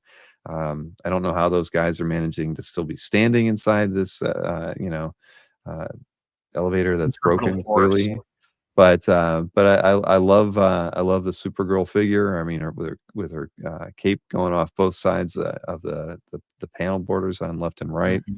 Just really, really great stuff. And again, I avoid Phil's artwork a lot, because of the Perez, whatever affinity. But at some point, you kind of have to say he's a great draftsman and You know deserves what though? the same Like, look at all recognition. the. I mean, look at everybody who copied Neil Adams. Look at every. Mm, You know what I mean? Like, how long did people try and write Brian Hitchoff for because he was just doing Alan Davis, or how long did right. people write? Like whatever. How many guys tried to be Jim Lee? All Like, right, you if you're got gonna me there, man. copy, like, what George Perez isn't a bad place to go. No, it's not. And it's a hard place to go too. You think about Yeah, that. I mean, if you're gonna try to yeah, that's ballsy. And he was able to do it. He pulled it off very early on in his yeah. career. So, Well, I have a ton of respect for anyone who is working on a monthly title and is pouring it on like this. yep. Nothing here is left to the imagination. Not 1 square inch of this page is left to the imagination. I know how do you do that? It's a construction site. There's girders all over I mean, and Do it still, all. yep. So love this. Love this piece a lot. And let's see, Howard Shum was the inker on it. But Mickey just, pulled another one out of his portfolio vault. Yep. So yeah. Congrats, Mickey. 2 more pieces here. Gene Colan, I pick a lot. I know. Now, but this one, it always this. I love that second panel, right? I mean, with Clea. But the flow of the first 2 panels, and then him doing that funky angling there, like he always does. It's like Gene Colan just, conforms to no rules. He Yep. does not conform. And this is such a, the more I look at it, I love this page. I mean, I would buy this page in a heartbeat. I love Colan's faces. Like, I mean, yeah, that so good, so real. Like the criticism that I often hear about him is like the liberties that he takes with anatomy, but like you have to know anatomy and you have to be able to draw anatomy in order to exaggerate and take liberties with it. And when you see stuff like that bottom left panel and those faces that he drew, you mhm. know that he drew a lot from life and he understands like how people are put together and how to get that on the page. Yeah, this is I love this page. The moment I saw it, I was like, shoot. It's great. I own a Doctor Strange page. I would own, and I thought I was done, but if I saw this page and the opportunity to buy it and it wasn't ridiculous, I'd buy it because I'd be happy to own 2. And yeah, I mean, yeah, he pulled off like showing a woman's boobs in the last panel, and it doesn't even matter. I mean, it's crazy cross hatching and all this other stuff going on. I don't even care. It doesn't matter. This is such a great page, and it exemplifies everything I like about Colin. That especially it's nothing squared on the panels. He's just trying to do this crazy stuff, and it works so well. So yeah, I love this piece a lot, and I haven't commented on it. I'm gonna leave that one open and make a comment. I on love it. the perspective on the power effect in that top panel. Like he's casting his spell or whatever. Like that's Yep. great. And this is an Aaron N's calf gallery. Gene fills it. Yeah, he does. All right. So what was I don't remember what my last pick was. Oh, I just picked this. There's not enough 2000 AD artwork. I on almost that. picked this. Yeah, isn't it great? I love this thing. I love, man, I love what he's doing here, in the background behind the figure. I mean, Yep. but the detail in the figure is just freaking amazing as well. I don't know this. I didn't read this one. What is this? Nemesis the Warlock. Yeah, I never read Nemesis. This is Hicklinton and it's all Hicklinton. Okay, I guess. Yeah, I guess so. But either way, I just thought this was a great page. And the last time Kazra and I went to the comic book tent sale, I bought like a dozen 2000 AD books, mostly Jet Thread. No, I didn't. But I see this and I'm like, shoot. And there were some there. I really should buy some. Pat But Mills is fun, man. I is it? mean, it's 2000 AD. Nobody gave a crap, right? Like Yeah. editorial was what, right? And Yeah. You can Nemesis get it done in a definitely week. has All that right. vibe. Yeah, no, I know, but I thought this is awesome. There's just not enough of this art out there, on calf for certain. I mean, I bet there, how much work was created for these books over the years. Yeah, There's got to be a ton of this artwork sitting mountains. around in collections in the UK that are just Mhm. waiting to be found because Yep. I think this is great, and I love the lighting on it. I mean, it's just a fabulous page. The handwritten, the lettering is just weird and. Yep. Yeah, just everything Yeah, you'd the want. lettering was one of the best things about those books. Isn't that great? I mean, the first termite to bite back. I mean, it's just, oh man, I love this. Yeah, no. Anyway, so there you go. Oh, and it was an end page too. I didn't even realize that. Next, Torque of the Town. See, look at that, so good. They weren't Man, shy with puns either. you can't make this stuff up. No. All right. Anyways, there you go. We end with that piece. Well, the funny thing is, I think the piece of the night is that Virgil Finlay. I mean, as crazy as that is, I've left that window open. I'm gonna It's see the better art. the Runge. I don't know. Yeah, isn't that insane? A Yeah. piece that's and again, what year was that? 48, I think, was when it was published. 52. So, son of a gun. I mean, that's 77 years old, Older and than it Tom Layton. blows. Right, older than Bob Layton, and it blows our minds how incredible that thing is. Yeah. Yeah, I mean, I literally feel guilty that I don't have a piece of Finlay art in my collection. I mean, I'm gonna have to there's got to be stuff We available. both have to fix that, Bill. I need We one do. too. Yeah, we definitely do. Maybe Oh, OAX. yeah. That's why that's true. Yeah. You and I If can shop for Finlay okay. art. All right. Well, Finlay is crazy, says Peter Rowe. All right. Well, listen, man. You know what we're doing next week. Yep.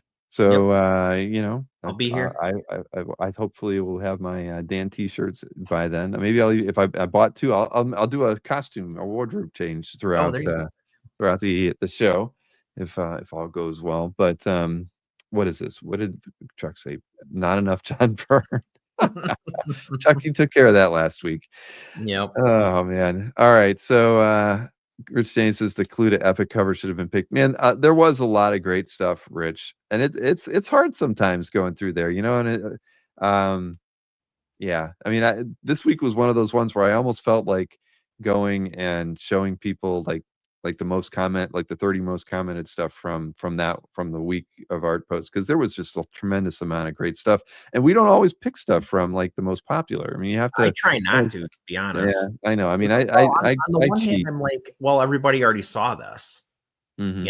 because everybody's been talking about it. But on the other hand, I don't know. There you go. Marcus is right. The R2 Gringo Mm, was up there, like top yeah. 4 or 5 commented pieces, and it was entertaining. It was Yeah. entertaining, but yeah, it didn't make the cut.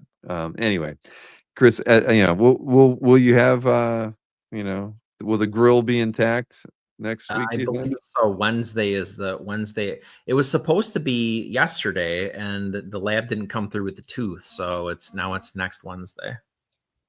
All right. Well, So good luck on that, and we'll be back. Yeah, just keep showing it. So you keep doing that. You know that Marcus has screenshot that a couple times now. I'm So over it. Everybody at work has seen it. My Becky's over it. Like, yeah, I'm at this point. I'm like, why did I even do this? Why did I even fix my tooth? oh, Chris will use cubic zirconia. All right. On Well, that fun to be note, back. Thanks, Bill. yeah, Chris. No, hey, you're right. It has been a few weeks where you were off. It was in, Tim did a pretty good job. Newell, Snort, yeah, Snort. Chuck did a Chuck, great job. Yes, it was. everybody acquitted themselves quite well. So yeah, They no did. complaints. All right. Well, enjoy the rest of your weekend, and we'll be talking. Yep, we'll see you. Night, All right. guys. See you, Chris. All right, everybody. Fun as always, and it went a little long. I didn't think we were going to go this long, but it was fun talking with Bob. We hadn't seen him in a while, and he's always fun to hang out with.